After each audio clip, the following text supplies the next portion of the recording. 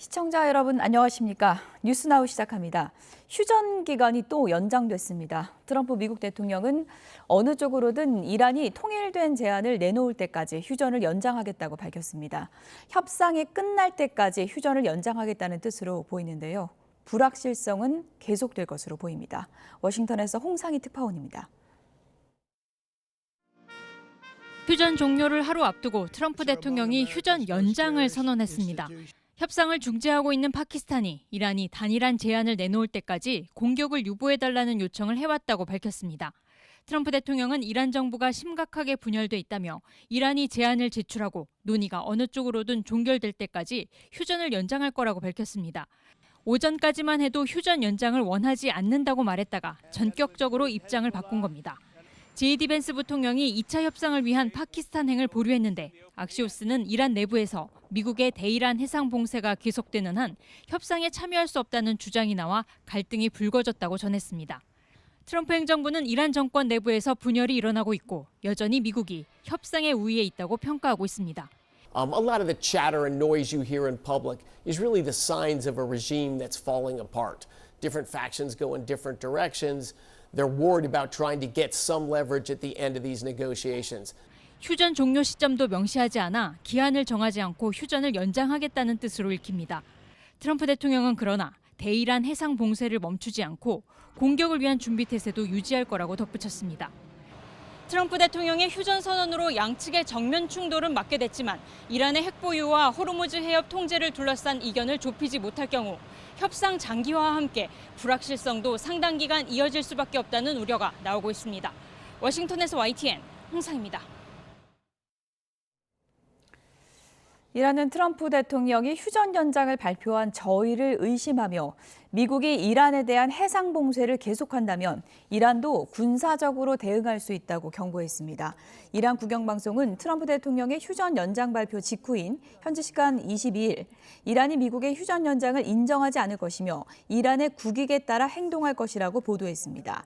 이란의 준관영 매체 타스님은 미국의 해상 봉쇄 유지는 적대행위라며 봉쇄가 계속되는 한 이란은 최소한 호르무즈 해협을 개방하지 않을 것이며 필요하다면 봉쇄를 무력으로 해제하겠다고 보도했습니다. 갈리바프 이란 의회 의장의 참모는 21일 SNS에 트럼프의 휴전 연장은 분명 기습 공격을 위한 시간 벌기용 계책이라며 이란이 미국의 해상 봉쇄, 군사적 대응으로 맞서야 한다고 촉구했습니다. 이란이 2차 종전 협상에 참여하지 않기로 했다고 이란 매체가 보도했습니다. 미국 탓을 했는데요. 미국이 약속을 어겨서 참여할 수가 없다고 주장하고 있습니다. 신웅진 기자입니다. 이란은 현지 시간 22일로 예정된 파키스탄 이슬라마바드 2차 협상에 참여하지 않는다고 이란 타스님 통신이 보도했습니다. 통신은 파키스탄을 통해 최종적으로 협상 불참을 미국에 통보했다고 전했습니다. 보도에 따르면 이란은 당초 파키스탄의 중재와 미국의 휴전 요청에 따라 미국이 수용한 10개 조항 프레임워크를 바탕으로 휴전과 종전 협상을 받아들였습니다. 그러나 미국이 합의 직후부터 약속을 어겨 협상에 참여할 수 없게 됐다고 주장했습니다. پیام‌های متناقض رفتارهای ضد و نقیض و اقدامات غیر قابل قبول طرف آمریکایی مواجه هستیم. 중재국 파키스탄은 계속 이란의 참여를 호소하고 있습니다. 파키스탄 정보부 장관은 소셜미디어를 통해 이란 지도부가 2차 협상에 참여하도록 설득하기 위해 진심으로 노력해왔다며 답변을 기다리고 있다고 밝혔습니다. 2차 종전 협상 전망이 오락가락하면서 미국 대표단의 파키스탄 행도 혼선을 빚었습니다. I think not having clarity on the deal or what will be the deal is one of the reasons that is creating confusion about the delay of the travel of the Vice President and the JD Vance and the Kushner. 이스라엘은 협상 타결 가능성을 낮게 보고 전쟁 재개 준비에 들어갔다고 현지 매체가 보도했습니다. 이스라엘 공영방송 칸은 고위 안보 당국자를 인용해 이란이 시간을 끌고 있다며 이스라엘과 미국은 이미 조율을 마쳤으며 즉각적으로 전쟁을 재개할 준비가 되어 있다고 전했습니다. YTN 신웅진입니다. 트럼프 대통령이 이란과의 휴전 연장을 전격적으로 선언하자 양국 협상 중재국인 파키스탄이 적극적으로 환영했습니다. 샤리프 파키스탄 총리는 SNS에서 진행 중인 외교적 노력이 결실을 볼 수 있도록 우리의 휴전 연장 요청을 흔쾌히 수락한 트럼프 대통령에게 진심으로 감사드린다고 밝혔습니다. 또 트럼프 대통령이 보내준 신뢰와 확신에 힘입어 파키스탄은 무력 충돌의 협상을 통한 타결을 위해서 성실한 노력을 계속하겠다고 말했습니다. 호르무즈 해협을 봉쇄 중인 미군이 며칠 전 이란 선박을 납포한 데 이어서 이번엔 인도양에서 이란 관련 유조선을 납포했다고 밝혔습니다. 트럼프 대통령은 선박에 실린 물건이 중국이 이란에 보내는 선물일 수 있다고 주장했습니다. 박영진 기자입니다. 미군이 인도양에서 이란산 원유를 운반하던 제재 대상 유조선을 납포했습니다. 미 국방부는 현지 시간 21일 SNS를 통해 이같이 밝히고 대원들이 헬리콥터로 유조선 티파니호에 내려 수색하는 모습이 담긴 영상도 공개했습니다. 지난 19일 미군이 호르무즈 해협 인근에서 이란 국적 선박을 함포로 사격해 납포한 데 이어 이번엔 인도양으로까지 대이란 봉쇄 작전을 확대한 겁니다. 미 국방부는 이란의 물질적 지원을 제공하는 제재 선박들이 어디서 활동하든 이를 차단할 거라며 전 세계적인 해상 단속을 이어갈 거라고 밝혔습니다. 또 국제해역은 제재 선박을 위한 피난처가 아니라고 강조했습니다. 미 합참의장도 지난 16일 브리핑에서 호르무즈뿐 아니라 다른 작전 구역에서도 이란을 지원하는 선박들을 적극적으로 추적할 거라고 밝힌 바 있습니다. We are also conducting similar maritime interdiction actions and activities in the Pacific AOR against those ships that left that area before we began the blockade. 트럼프 대통령은 미군의 선박 납포로 이란의 재무장을 차단했다며 중국의 지원 가능성을 제기하기도 했습니다. 트럼프 대통령은 납포한 선박에 좋지 않은 물건들이 실려 있었다면서 중국이 이란에 보내는 선물일 수 있다고 주장했습니다. 그러면서 시진핑 주석과 좋은 관계이고 서로 이해하고 있다고 생각했는데 좀 놀랐다고도 말했습니다. 트럼프 대통령의 이 같은 언급은 미군의 호르무즈 봉쇄가 중국과 이란을 차단하기 위한 것이란 분석에도 힘을 싣는 것이어서 5월로 예정된 미중 정상회담에도 어떤 영향을 미칠지 주목됩니다. 2차 종전협상을 앞두고 미국이 이란을 향한 압박 수위를 한층 높여가는 가운데 이란 의회 상임위에서는 호르무즈 통행료 징수법이 통과됐습니다. 법안이 의회에서 최종 통과되면 이란이 해협 통과 선박에 통행료를 부과할 수 있는 법적 근거가 마련됩니다. YTN 박영진입니다. 미국과 이란의 협상이 공전하는 가운데 전국 주유소 평균 경유값이 2,000원을 목전에 두고 있습니다. 유가정보 시스템 오피넷을 보면 오늘 오전 9시 기준 전국 평균 경유 가격은 1,998.26원으로 어제보다 0.57원 올랐습니다. 이번 주 금요일 4차 석유 제품 최고 가격 고시를 앞두고 휘발유에 이어서 경유값도 2,000원 고지를 넘을 것으로 전망됩니다. 같은 시각 전국 휘발유 평균 가격은 리터당 2,004.52원으로 지난주 2,000원을 돌파한 뒤 소폭의 상승세가 이어지고 있습니다. 김민석 국무총리는 석유 최고 가격제의 긍정적인 효과와 여러 가지 의견들을 충분하고 신중하게 고려해서 4차 시행 여부를 결정하겠다고 밝혔습니다. 김 총리는 정부 서울청사에서 열린 비상경제본부회의에서 여러 의견이 있지만 최고 가격제 시행으로 물가 폭등 방지와 소비 위축 완화, 화물기사 등 유가 민감 계층 충격 완화 같은 긍정적인 효과가 확인됐다며 이같이 말했습니다. 이어서 중동전쟁 장기화 피해를 가장 크게 먼저 체감하는 건 중소기업과 생활취업 계층이라며 정부가 편성한 추가 경정 예산이 실질적인 도움이 될 수 있도록 소통하면서 방안을 찾겠다고 덧붙였습니다. 이란 전쟁으로 인한 국제유가 상승 여파로 지난달 생산자 물가지수가 2월에 비해서 1.6% 상승했습니다. 지난 2022년 이후 최고 상승률인 동시에 지난해 9월 이후에 7개월 연속으로 오른 것으로 집계됐습니다. 취재기자 연결해서 알아보겠습니다. 윤태인 기자, 지난달에도 생산자 물가지수가 상승했죠? 네, 한국은행은 이란 전쟁으로 인한 국제유가 상승 영향으로 지난달 생산자 물가지수가 지난 2월보다 1.6% 높은 125.24로 잠정 집계됐다고 밝혔습니다. 생산자 물가지수는 지난해 9월부터 7개월 연속 상승세를 나타내고 있는데요. 지난 2022년 4월 이후로도 최고 상승률을 기록했습니다. 품목별로 보면 지난 2월보다 농림수산품이 3.3%, 전력, 가스, 수도 및 폐기물이 0.1% 하락했는데요. 석탄 및 석유 제품이 31.9% 상승하는 등 공산품 가격이 3.5% 오르면서 생산자 물가지수를 끌어올렸습니다. 수입품까지 포함해 가격 변동을 측정한 국내 공급 물가지수는 2월보다 2.3% 올랐습니다. 원재료가 5.1%, 중간재는 2.8%, 최종재가 0.6% 상승한 결과입니다. 국내 출하에 수출까지 포함하는 총산출 물가지수도 2월보다 4.7% 올랐습니다. 한국은행 측은 석탄과 석유 제품의 상승률은 러시아 우크라이나 전쟁 당시보다 높고 1997년 12월에 57.7% 이후로 가장 높은 수치라고 설명했습니다. 그러면서도 이란 전쟁 협상과 관련한 불확실성이 높아서 앞으로 생산자 물가지수가 계속 높아질지 아니면 안정화될지 등의 흐름은 가늠하기 어렵다고 설명했습니다. 이처럼 생산자 물가가 오르게 되면 소비자 물가에도 영향이 있는 거죠? 네, 그렇습니다. 생산자 물가는 말 그대로 생산자가 만들어 파는 상품과 서비스의 물가로 결국 소비자가 사는 상품과 서비스의 물가를 뜻하는 소비자 물가에 직접적인 영향을 미치게 되는데요. 한국은행 측은 품목의 성격에 따라 시차의 차이가 있지만 생산자 물가는 통상적으로 1에서 3개월 정도 시차를 두고 소비자 물가에 반영된다고 설명했습니다.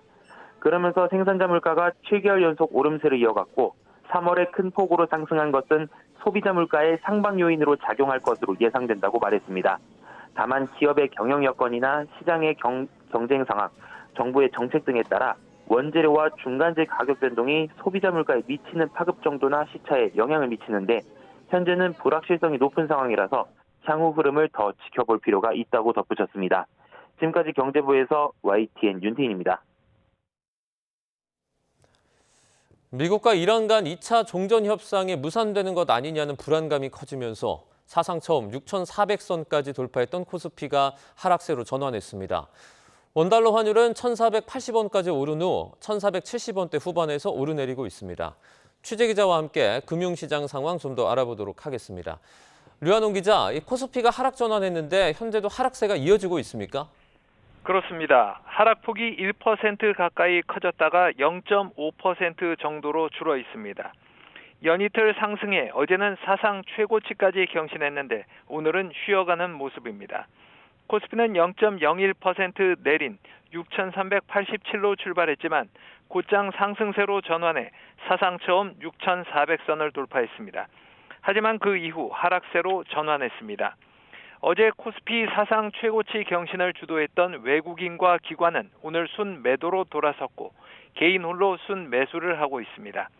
코스피 대장주 삼성전자와 SK하이닉스, 현대차는 모두 하락세입니다. 삼성전기와 HD 한국조선해양, 현대로템과 LIG 디펜스앤에어로스페이스 등 전력과 방산 등 일부 종목은 3% 이상 급등 중입니다. 코스닥도 0.19% 내린 1176으로 출발했습니다. 1.5% 가까이 하락폭이 커졌다가 1%대로 줄어 있습니다. 코스닥 시장에서도 개인 홀로 순 매수를 하고 있고 외국인과 기관은 순 매도를 하고 있습니다. 네, 이런 가운데 환율이 다시 올라와서 걱정인데 현재 원달러 환율의 움직임은 어떻습니까? 원달러 환율은 현재 1,470원대 후반에 있습니다. 오늘 서울 외환시장에서 원달러 환율은 1,480원으로 출발했습니다. 어제보다 10원 이상 오른 채 시작했습니다. 1,460원대까지 내려왔던 원달러 환율이 다시 10원 이상 오르면서 환율 우려가 커지고 있습니다. 오늘 새벽 역외 시장 거래에서는 1,488원까지 치솟기도 했습니다. 원달러 환율 상승은 국제유가 상승과 연관이 있어 보입니다. 중동 정세 불안으로 다시 국제유가가 상승세를 보이고 있습니다. 현재 선물 시장에서 국제유가 벤치마크인 브렌트유는 배럴당 98달러 선까지 올랐습니다. WTI 서부 텍사스산유는 배럴당 89달러, 두바이유는 배럴당 94달러 수준까지 상승했습니다. 국제유가가 다시 오르고 환율이 이에 영향을 받아 상승세를 보이면서 외환 시장의 변동성이 커지지 않을까 경계감이 높아지고 있습니다. 지금까지 YTN 유환홍입니다. 끝날 듯 끝나지 않는 이란 사태에 우리 경제의 시름도 깊어지고 있습니다. 공장 가동이 줄면서 지역 경제는 휘청이고 있고 가정의 달을 앞둔 화훼업계에도 비상이 걸렸습니다. 현장에 나가 있는 YTN 취재 기자들 연결합니다. 먼저 오선열 기자, 주변에 식당들이 보이는 것 같아요. 네, 전남 여수 산업단지 인근 식당가에 나와 있습니다. 어디입니까? 네, 곧 있으면 점심시간이지만 보시는 것처럼 거리는 한산하기만 합니다. 아예 문을 닫고 영업을 하지 않는 곳도 보이고요. 임대나 폐업 안내문이 붙은 가게들도 쉽게 눈에 띕니다. 이곳은 석유화학 공장들이 가까워서 작업복을 입은 근로자들이 오가는데요. 원래 이 시간대면 식당을 찾는 손님들로 발 디딜 틈이 없던 곳입니다. 그러다 보니 상인들도 점심시간 영업에 집중하는데요. 요즘은 한참 분빌 시간에 손님보다 종업원이 더 많은 상황입니다. 상인들은 매출이 예전의 10분의 1 수준으로 떨어지면서 힘들게 버티고 있다고 하소연하기도 했는데요. 이야기 들어보겠습니다. 두 바퀴는 돌아가줘야 되는데 띄엄띄엄 와요. 그러니까 이제 서로 가게 주인들끼리 이렇게 쳐다보고 다니는 거야. 이 집은 손님이 있나 없나. 문제는 경기 침체와 소비 위축에 따른 불황이 언제 끝날지 모른다는 점입니다. 최근 중동 사태로 인한 원유 수급 차질이 장기화하면서 여수산당 공장 가동률은 크게 떨어졌는데요. 나프타 공급이 끊기면서 석유화학 공장들이 잇따라 문을 닫거나 생산을 줄이고 있습니다. 원유 수급 불안이 더 길어지면 공장 가동을 중단하는 곳도 더 늘어날 전망인데요. 산단의 위기가 골목 상권의 생존을 위협하는 언제 끝날지 모르는 불황의 터널에서 상인들의 시름은 깊어가고 있습니다. 네, 이번에는 화훼단지에 나가 있는 오동권 기자 연결해 보겠습니다. 지금 그곳의 화훼업도 어려움이 상당하다고요? 네, 그렇습니다. 이 화훼업도 어려움을 많이 가중되고 있습니다. 어려움이 가중되고 있습니다. 제가 들고 있는 이 제품은 화분입니다. 처음에는 이런 플라스틱 용기에 꽃을 키우고 나중에 옮겨 담는 방식입니다. 이 제품 역시 공급 부족으로 재활용을 위해서 상당수 모아둔 상태입니다. 이곳 화훼단지는 5월 가정의 달을 앞두고 꽃출하를 앞두고 있습니다. 이 새로운 시즌을 준비하면서 비닐하우스를 정비해야 하는데 업체에 연락을 해도 아예 재고가 없다는 답만 돌아오고 있습니다. 직접 들어보시죠. 포트라든가 비닐이라든가 이런 비료 이런 것들이 아예 공급이 안 된다고 지금 공장에서 연락이 와요. 그러니까 우리가 지금 필요해서 이런 걸 주문을 해야 되는데 생산이 안 되니 지금 못 준다. 최근 이란 전쟁으로 비료 원료 수급 우려까지 커지면서 현장에서 체감하는 어려움은 커지고 있습니다. 농식품부는 비료를 약 97% 공급하는 농협에서 가격을 올리지 않고 있다고 밝혔습니다. 특히 비료업계가 보유한 완제품 재고 3.1만 톤의 추가 생산량 또 4.8만 톤을 더하면 7월까지 충분히 공급할 수 있다는 입장입니다. 하지만 비료 수급이 중단될 것을 우려한 일부 농가들이 사재기에 나서면서 농가들은 웃돈을 주고 비료를 모으는 분위기가 연출되고 있습니다. 화훼업은 청탁금지법 이후 수요가 줄어든 데다 수입상국까지 늘면서 계속 어려움을 겪어왔는데요. 여기에 전장과 내수 부진 등으로 행사 자체가 줄어서 꽃수비가 위축된 상황입니다. 4월 말 다행히 난방이 끝나는 시기라 난방비 부담은 줄어들고 있지만 다른 여러 비용 상승이 한꺼번에 겹치면서 화훼 농가의 어려움이 커지고 있습니다. 이란 사태로 인한 경제적인 파급 효과 생생하게 현장에서 전해드렸습니다. 오선열, 오동건 기자 모두 수고 많았습니다.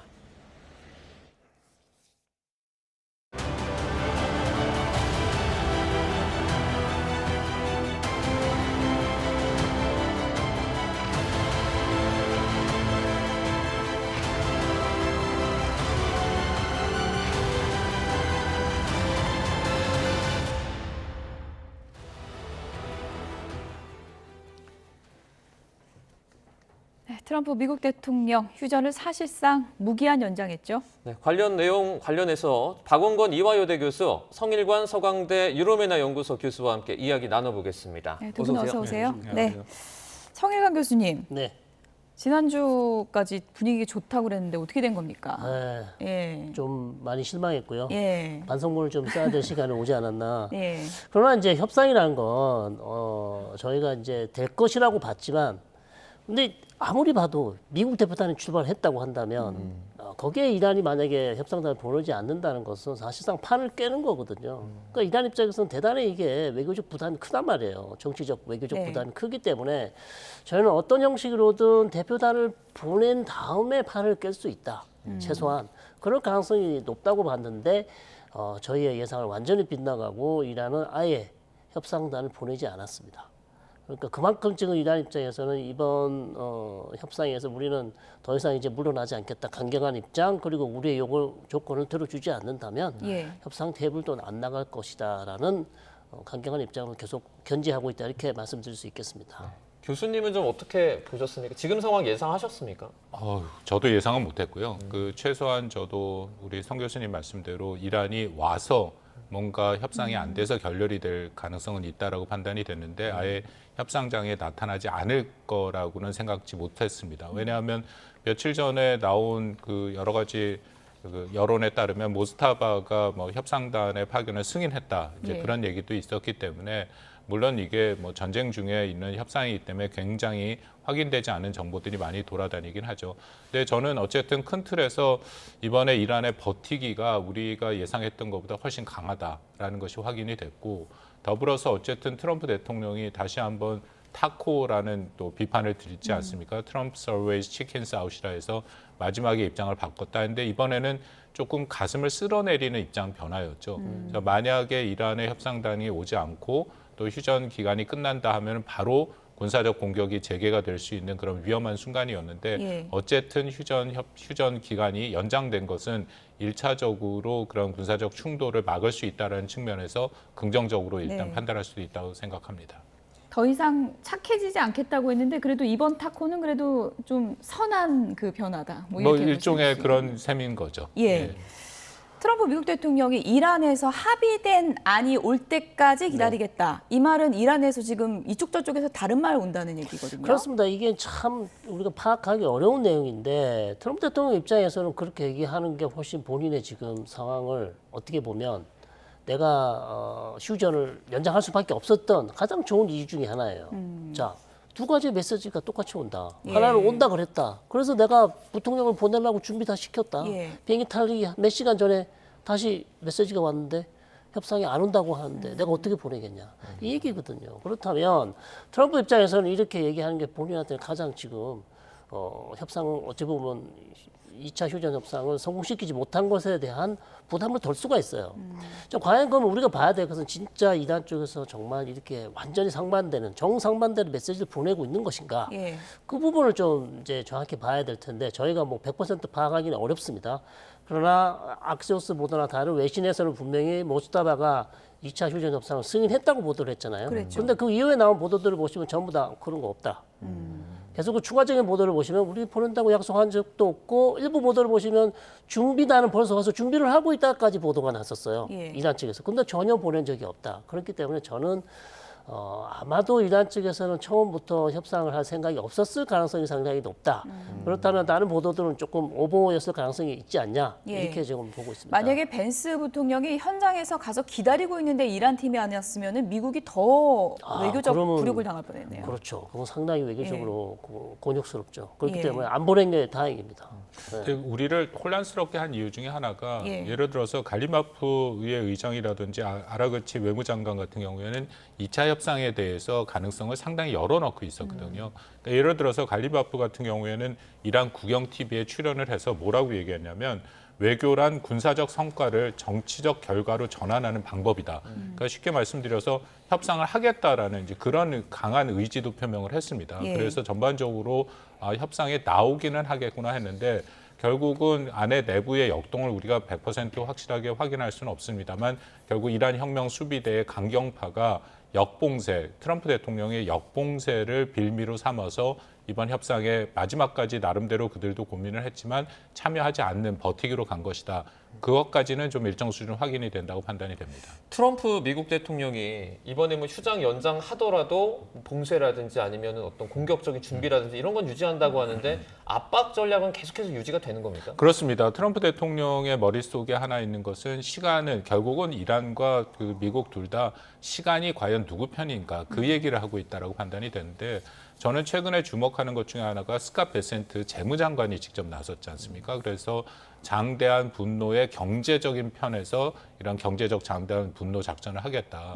그러면서 하는 것이 일단 포괄적인 제재를 다 하고 뭐 좀 이따가 우리가 얘기를 나누겠습니다만 이란뿐만 아니라 이란의 호르무즈 해협의 인근의 선박뿐만 아니라 인도양, 심지어는 인도 태평양 지역까지도 진출하는 이란 관련된 선박은 다 정선 납포를 하겠다라는 식으로 완벽한 제재를 하고 있고 그리고 미국의 재무부가 원래 이런 제재에 특화돼 있습니다. 20년간의 전쟁을 치르면서 테러와의 조직의 그런 자금을 쫓아가는데 굉장히 많은 노하우들을 갖고 있거든요. 그래서 이미 얘기되는 제3국 제재, 세컨더리 보이콧, 이건 결국 중국을 또 염두에 두고 있는 것인데 이런 종합적인 것을 한다면 결국 이란 엘리트층의 그런 돈줄을 막을 수 있다. 물론 이것은 시간이 걸리기는 합니다만 미국 편에 좀 유리하게 작동할 수 있다. 이제 그런 판단도 하고 있기 때문에 이번에 기간을 좀 연장한 것의 하나의 요인으로 작동했다라고 판단이 됩니다. 지금 상황 보면은 봉쇄 대 봉쇄예요? 그렇습니다. 너네가 먼저 풀어야 우리가 가겠다 이거잖아요? 그렇죠. 계속 평행선 아닙니까? 평행선이에요. 그래서 사실 이제 트럼프 대통령이 이란을 다시 봉쇄를 했잖아요. 봉쇄를 봉쇄한 거기 때문에 여기에 대해서 이란은 이제 지금 발끈하고 나선 거고 계속해서 이제 자기들이 좀 10일 동안 호르무즈 해협을 개방하겠다고 그렇게 아주 유화적인 제스처를 취했는데 거기에 대해서 트럼프 대통령이 조금 더 발맞춰 주면서 뭐 제재를 봉쇄를 풀지는 않겠지만 선박들에 대해서 조금 느슨한 그런 모습, 느슨한 조치를 취하겠다는 그런 제스처만 보여줬어도 저는 이란이 이렇게 강경하게 안 나왔을 것이라고 보는데 어쨌든 상황은 지금 악화됐고요. 결국 지금 상황은 이란의 경제가 더 어렵게 될지 아니면 세계 경제가 더 어렵게 될지 누가 더 오래 버티냐. 지금 이 상황이잖아요. 결국 이 세계 계속된다면 결국 이란은 지금 잃을 게 많이 없다. 물론 이란 경제도 힘들죠. 상당히 힘들죠. 그렇지만 이란 입장에서는 자 트럼프 대통령 미국 경제 힘들고 여론 안 좋아질 거고 세계 경제도 힘들고 유가는 안 떨어질 건데 당신은 얼마만큼 버틸 수 있는지 버텨봐라. 우리는 놓지 않겠다. 근데 이란도 물자 같은 거 들어오는 거 다 막혔잖아요. 그렇죠. 어렵죠. 그렇죠. 그러나 이란 입장에선 제 생각엔 이란의 지금 집권 세력은 이란 국민들의 안전, 뭐 복지, 먹고 사는 문제 그다지 신경을 쓰지 않는 것 같아요.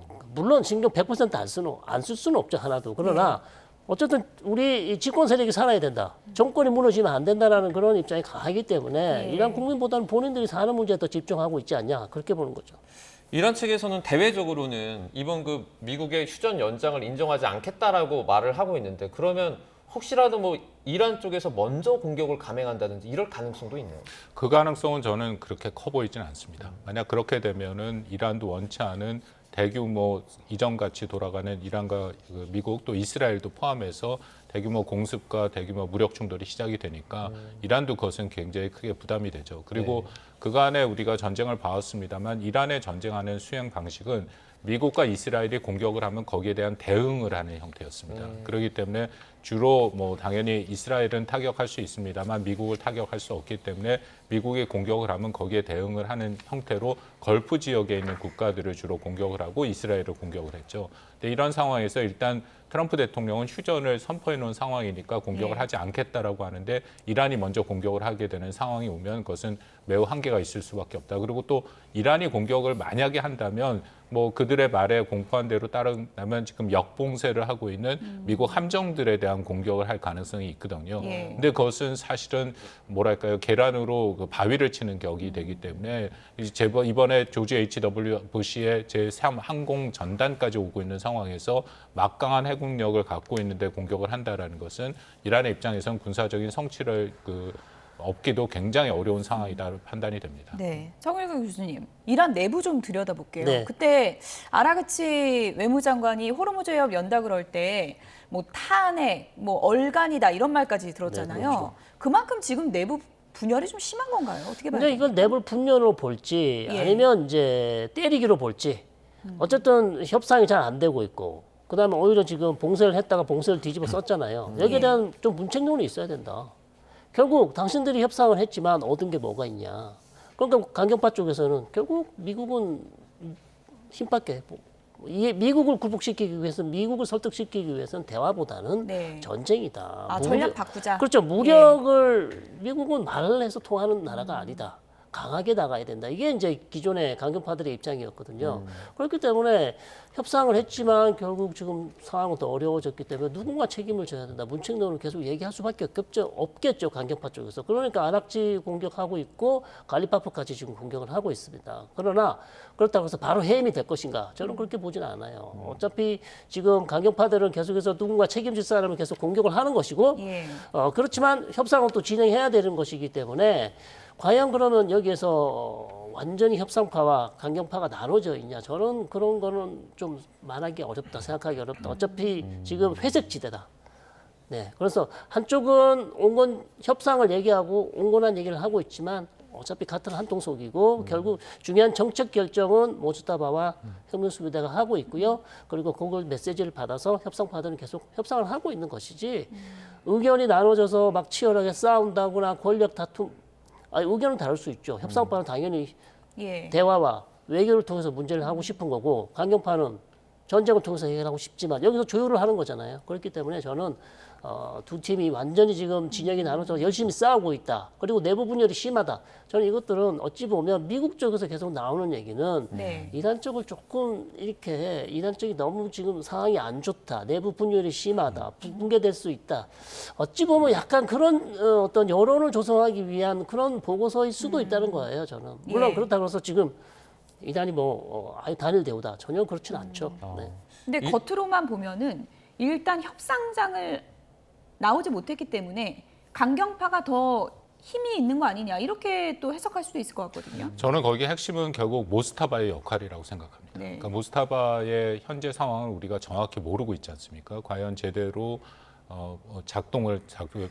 제대로 지금 기능을 하고 있는지 여러 가지 건강 문제라든지 그런 문제가 걸려 있는데 근데 겉으로 보이는 그리고 그간의 언론 보도만 보면 뭔가 내부에서 갈등이 있는 것은 분명하죠. 아까 말씀드린 것처럼 갈라바프 같은 경우에는 분명하게 협상의 필요성을 아라그치랑 같이 얘기를 했는데 지금 화면에 좀 전에 나왔던 바이디 같은 경우에 이란 혁명군 총사령관 같은 경우에는 강경한 입장을 보이고 있는 것은 또 분명하거든요. 근데 그들 간에 서로 이견이 있을 수 있지만 그 이견을 총괄하고 결국 최종적으로 결정을 내리는 것은 최고 지도자인 모스타바의 몫이다. 그래서 모스타바가 지금 어떤 상태가 있는지가 가장 중요하고 만약 모스타바가 제대로 자신의 역할을 하지 못한다면 이것은 갈등이 그 안에 있다는 것을 보는 게 맞고요. 만약 모스타바가 역할을 한다면 서로 다른 의견이 있지만 그것이 올라가서 최종적으로 결정은 모스타바가 하는 거다. 이제 그렇게 판단할 여지는 있다고 생각합니다. 이란 내부에 지금 말씀해 주신 것처럼 의견 일치 불일치 논란이 있다면 미국 쪽에는 사실 트럼프 대통령이 발언 논란이 있거든요. 그렇죠. 뭐 협상을 한다 그랬다 안 한다 그랬다. 휴전 연장을 한다 그랬다 또 다시 한다든지 이런 것들은 어떻게 보면 미국에도 좀 위협이 될 것 같아요. 그렇죠. 협상에 전혀 지금 도움이 안 돼요. 트럼프 대통령이 쓰는 것, 말하는 것 하나도 협상에 도움이 안 됩니다. 그러니까 왜냐하면 계속해서 협상 내용을 너무 미리 빨리 앞서가서 공개를 한다든지 이미 목표가 달성됐다라든지 이미 이란이 모든 걸 포기했다라든지 이런 내용은 이란 입장에서 도저히 수용할 수가 없죠. 왜냐하면 최종 합의가 끝나기 전까지는 그 협상 내용을 공개할 필요도 없고요. 공개해서도 안 되겠죠. 그런데 계속해서 앞서 나가고 있잖아요. 결코 저는 협상에 도움이 되지 않고요. 계속 이런 것 때문에 지금 될 것도 안 됩니다. 왜 10일 동안 호르무즈해협을 개방해서 얼마나 분위기 좋았습니까? 거기에 그냥 가만히 있어도 될 텐데 거기에다가 찬물을 끼얹지 않습니까? 우리는 절대 호르무즈해협 봉쇄를 풀지 않을 거다. 협상 완전 타결될 때까지는 절대 안 풀겠다. 이란 입장에서는 우리는 유화적인 제스처를 취했는데 돌아온 거는 빰 맞았네.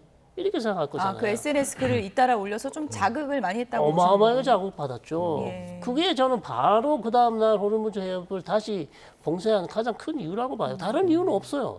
사실 그렇기 때문에 트럼프 대통령의 오락가락하는 발언은 결코 협상에 도움이 되지 않고요. 계속해서 협상단의 짐을 더 지우는 그런 역할밖에 안 된다 이렇게 봅니다. 앞서 저희가 그래픽으로도 소개해드렸지만 텔레그래프지 보도 내용 보면 백악관 내부에서도 좀 푸념이 많이 나오는 것 같습니다.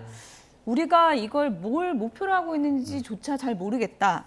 모든 것이 완전히 엉망진창이다. 이런 얘기가 지금 백악관 내부에서 나오고 있다고 하는데 트럼프 대통령 본인도 지금 목표가 좀 헷갈릴 것 같기도 하고요. 어떻게 보십니까? 네, 그럼에도 트럼프 예. 대통령은 본인이 생각하는 거는 이 전쟁을 길게 끌어가지는 않겠다라는 의미인 거고요. 그리고 이번에 휴전을 연장한 것도 보면 대규모 군사작전을 최대한 피해보겠다라는 예. 것이죠.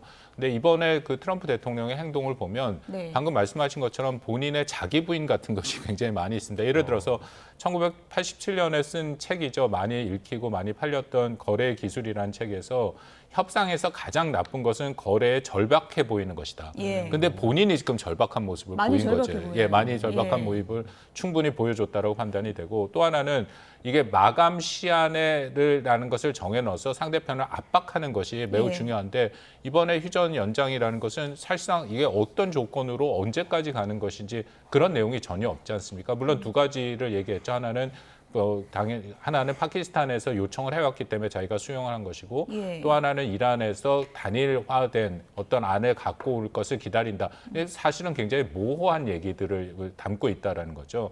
그리고 이게 어떻게 보면 트럼프 대통령이 다시금 전쟁을 재개할 준비가 되어 있지 않다라는 이제 그런 메시지도 보내고 있다라고 판단이 되거든요. 그렇기 때문에 전반적으로 트럼프 대통령의 좀 갈팡질팡했던 그간의 행보가 여러 가지 형태의 또 그런 비판을 미국 예. 내부에서도 받고 있다라고 판단이 지금 됩니다. 마음속에는 데드라인이 있을까요? 지금 뭐 기한 설정은 안 했는데. 마음속에 갖고 있는 생각은 일단은 조금 기다려보겠다라는 것이죠. 왜냐하면은 아까도 우리 성 교수님 말씀하신 건데 미국에서 나온 언론을 보면 분명히 이란 내부에서 협상파와 또 강경파 간의 갈등이 있다. 그래서 네. 그들의 답이 제대로 안 나왔다라고 얘기를 하고요.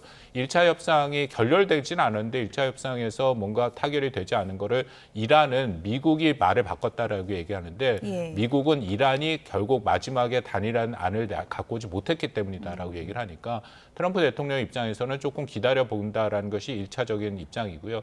아마도 그런 오래 걸리지 않게 새로운 또 입장이 나올 가능성도 배제할 수 없다고 봅니다. 네, 지금 교수님이 그 트럼프 대통령 책에 그러니까 그 조급함을 보이면 안 된다 그런 내용이 있다고 말씀해 주셨는데 네. 사실 지금 누가 봐도 2차 행정부 들어서 지지율이 최저고요. 그다음에 중간 선거도 얼마 남지 않았습니다. 그렇죠. 지금 상황에서 트럼프 대통령 사실 조급할 수밖에 없을 것 같아요. 이란이 이렇게 콧대 높게 나오는 이유가 바로 그거예요. 알고 있잖아요. 우리는 이미 잃을 거 다 잃었다. 더 이상 잃을 게 없다. 물론 더 있겠습니다만 급한 건 트럼프 대통령이란 얘기예요. 유가를 낮춰야 되죠. 그다음에 국내 여론 신경 써야 되죠. 너무나 많은 지금 트럼프 대통령의 약점을 가지고 있어요. 예. 그걸 이란이 잘 알고 있기 때문에 이란은 계속해서 자기가 주장하는 조건을 낮추지 않고 있습니다. 핵협상도 마찬가지고요. 거기다가 지금 조건 하나 더 붙였잖아요.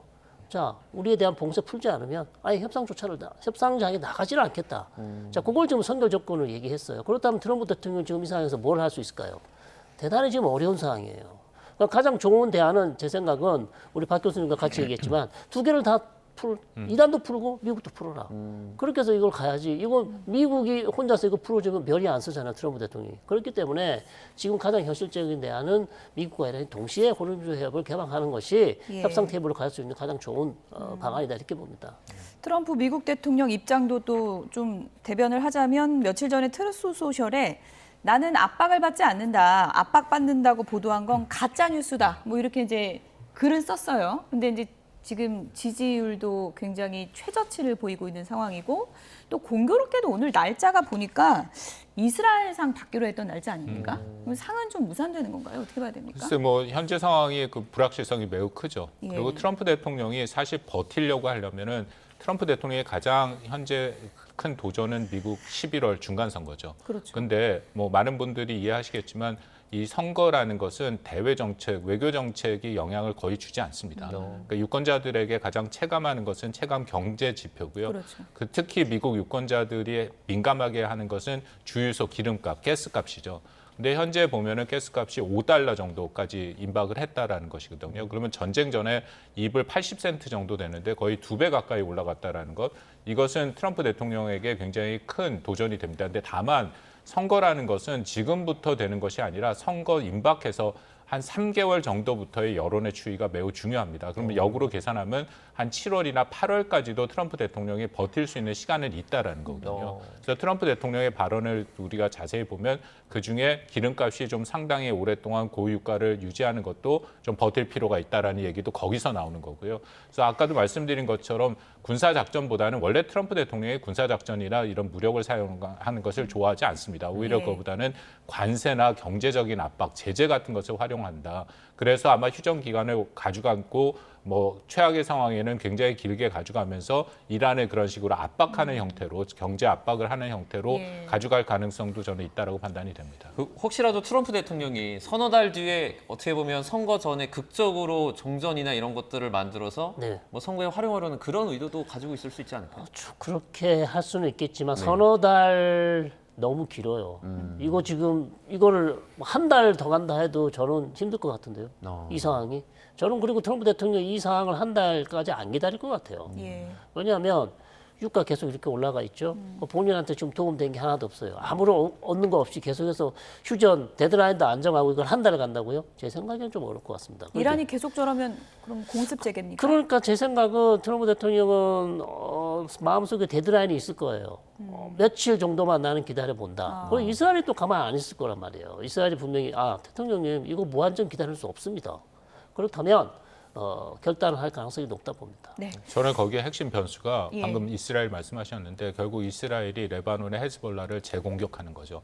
물론 10일간의 휴전을 하긴 했습니다만 지금도 서로 간에 무력 충돌이 제한된 상태에서 하고 있지 않습니까? 근데 10일 지나서 뭔가 합의가 이루어지지 않으면 본격적으로 이스라엘이 레바논을 공격할 수 있게 되면 그는 앞으로 미국과 이란 사이에 그런 휴전 협상에 대해서도 굉장히 방해물이 될 가능성이 높다. 그렇다면 다시금 미국과 이란 사이에 무력 충돌의 가능성도 열릴 수 있다라고 판단합니다. 네, 이렇게 뭐 종전 협상이 꼬이는 상황에서 트럼프 미국 대통령이 특별히 더 섭섭한 사람이 있을 것 같습니다. 어떤 사람일까요? 영상 보겠습니다. 미군이 인도양에서 이란산 원유를 운반하던 제재 대상 유조선을 납포했습니다. 트럼프 대통령은 중국의 지원 가능성을 제기하기도 했습니다. And I wrote him a letter asking him not to do that, and he wrote me a letter saying that essentially he's not doing that. 서한 교환 시기를 밝히진 않은 채 몇 주 뒤 내가 베이징에 도착하면 시 주석이 나를 꼭 껴안아 줄 것이라고 말했습니다. 시진핑 주석과 서로 이해하고 있다고 생각했는데 좀 놀랐다고도 말했습니다. 5월로 예정된 미중 정상회담에도 어떤 영향을 미칠지 주목됩니다. 네, 미군이 인도양에서 이란 관련 유조선 티파니호를 납포했습니다. 이거 중국 시진핑 주석이 보낸 선물 아닌가? 미국은 그런 의심을 하고 있다는 거예요. 그러니까 어떤 선물인지도 궁금하고요. 왜 미국이 계속해서 중국 선박을 납포하는 것도 궁금합니다. 그리고 이거는 우연이 아닌 것 같아요. 추적을 하고 있는 것 같아요. 그래서 의심을 이미 하고 있다. 아니면 정보를 이미 가지고 있다. 그렇기 때문에 이미 선박 하나를 토스카호 하나를 벌써 이미 납포를 했잖아요. 거기 지금 컨테이너선을 좀 뒤지고 있습니다. 뭐 5,000개의 컨테이너선이 있다는데 그게 뭐가 있는지 모르니까 샘플을 이제 하기 위해서 몇 개를 지금 열어서 개방을 하고 있는데 의심이 가요. 과염소산 나트륨 혹은 과염소산 암모늄 이게 탄도미사일 만드는 고체 연료 재료가 될 수 있습니다. 뭐 이중 용도긴 해요. 뭐 민간 다른 물품에도 사용할 수 있지만 미사일을 만들 수 있는 재료이고 그리고 이 작년 4월 말에 이란 반달 아바스 도시에 있는 항구 샤헤드 라자이라는 항구에서 어마어마한 폭발이 있었습니다. 그 폭발이 결국 과염소산 나트륨 때문이거든요. 그렇군요. 야외에 선정해놓던 것이 햇빛을 받아서 날씨가 뜨거워지면서 자연발화로 폭발이 된 건데 이게 그럼 누가 갖다 준 거냐? 중국이에요. 그 당시도 중국이라고 얘기했기 때문에 그래서 전체적으로 지금 미국이 얘기하고 있는 것은 티파니호도 마찬가지고 토스카호도 마찬가지고 선물이라면 뭐 비단을 줬겠습니까? 제가 생각에는 아마도 뭐 지금 최근에 나온 얘기는 견착식 지대공 미사일 얘기 또 나왔잖아요. 그래서 어떤 무기를 만들 수 있는 물질 아니면 부품 계속 미국이 의심하는 거죠. 그러면 이게 협상장에 가게 된다면 상당히 중국 쪽으로서는 곤욕스러운 그런 상황일 수밖에 없다. 시진핑 주석은 편지에 그런 적 없다고 답장을 했다고 그러던데. 우리 편지를 보지를 못해가지고 트럼프 대통령은 보시는 것 같은데 저희는 아직 못 봤습니다. 중국이 지금 상황에서 그러니까 미국에 어떻게 보면 큰 척을 질 수도 있는 그런 어떤 행위를 하는 것이 전략적으로는 좀 어떻게 보십니까? 이게 좀 중국은 이란 문제에 대해서 상당 이란 전쟁에 대해서 네. 거리를 두고 있었죠. 예. 지금도 거리를 두고 있는 모습은 보이고 있고 왜냐하면 이게 방금 말씀하신 것처럼 잘못하다 보면은 미중 간의 갈등으로 번질 여지가 충분히 있습니다. 네. 특히 미국이 세컨더리 보이콧 제3국에 대한 제재를 본격적으로 이행한다면 중국 은행들이 거기에 개사용이 될 가능성이 높고 그래서 만약 제재를 받게 된다면 중국도 가만히 있지 않고 미국에 대해서 대응 조치를 할 가능성이 있고요. 근데 저는 최근에 그래도 주목할 만한 게 시진핑 주석이 직접 그 빈살만 그 사우디아라비아 왕세자와 통화해서 예. 호르무즈 해협은 지역 국가들과 국제사회의 공동 이익을 위해 정상 통항이 보장돼야 한다. 처음으로 호르무즈 해협 얘기를 했습니다. 저는 이건 상당한 의미가 있다. 그렇군요. 왜냐하면 이란 전쟁에 대해서 미국과의 관계를 생각해서 좀 거리를 두려고 하긴 하지만 호르무즈 해협이 봉쇄되고 역봉쇄되는 이런 상황은 이건 중국에게도 경제적으로 큰 도전이 될 수밖에 없다라는 거지 않습니까? 잘 알려진 것처럼 전체 수입의 그 원유 수입, 중국 원유 수입의 12% 정도가 이란에서 들어오는 것이고 또 호르무즈 해협을 통과하는 원유 수입량이 한 80% 정도 되는 상황이니까 그간에 이란이 뭐 중국 관련된 선박은 보내줬다고 합니다만 미국이 역봉쇄를 하면은 이제 중국 관련 선박들도 못 나오는 상황이 오고 네. 그것은 중국 경제에도 적지 않은 영향을 주니까 시진핑 주석이 직접 나서서 이런 얘기를 했다라는 것은 이전보다는 이 문제에 대해서 중국이 조금 더 개입할 가능성을 높이고 있다라고 판단은 됩니다. 네.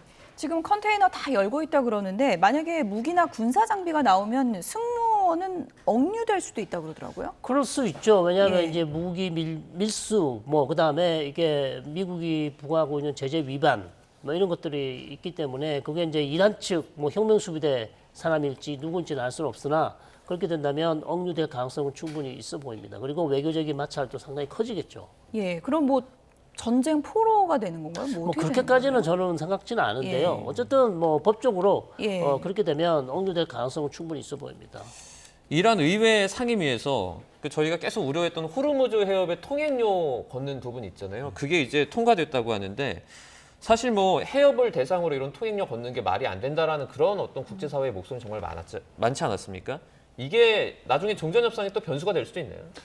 당연히 변수가 될 수도 있죠. 그걸 실제 이행을 하고 있고 그것을 본격적으로 이란이 시행을 한다면 왜냐하면 대상이 되는 국가가 당연히 미국과 이스라엘과 관련된 선박은 안 되는 거고 또 이란에 대한 독자 제재를 하고 있는 곳도 안 되는 것이고 그리고 통과하는 모든 선박의 일정 수준 이상의 통과를 이란의 리알화로 받겠다라고 얘기를 한 거니까 이제 그 만약 그것이 본격적으로 시행이 된다면 이것은 뭐 당연히 협상에서 이란의 봉쇄가 계속되는 거랑 마찬가지니까 영향을 준다. 근데 우리가 이 문제에 대해서는 많이 얘기를 했습니다만 이것은 명백한 국제법과 국제관습의 위반입니다. 그래서 저는 이 문제는 오히려 미국과 이란이 전쟁을 종전을 하게 되면 자동적으로 풀릴 수 있다.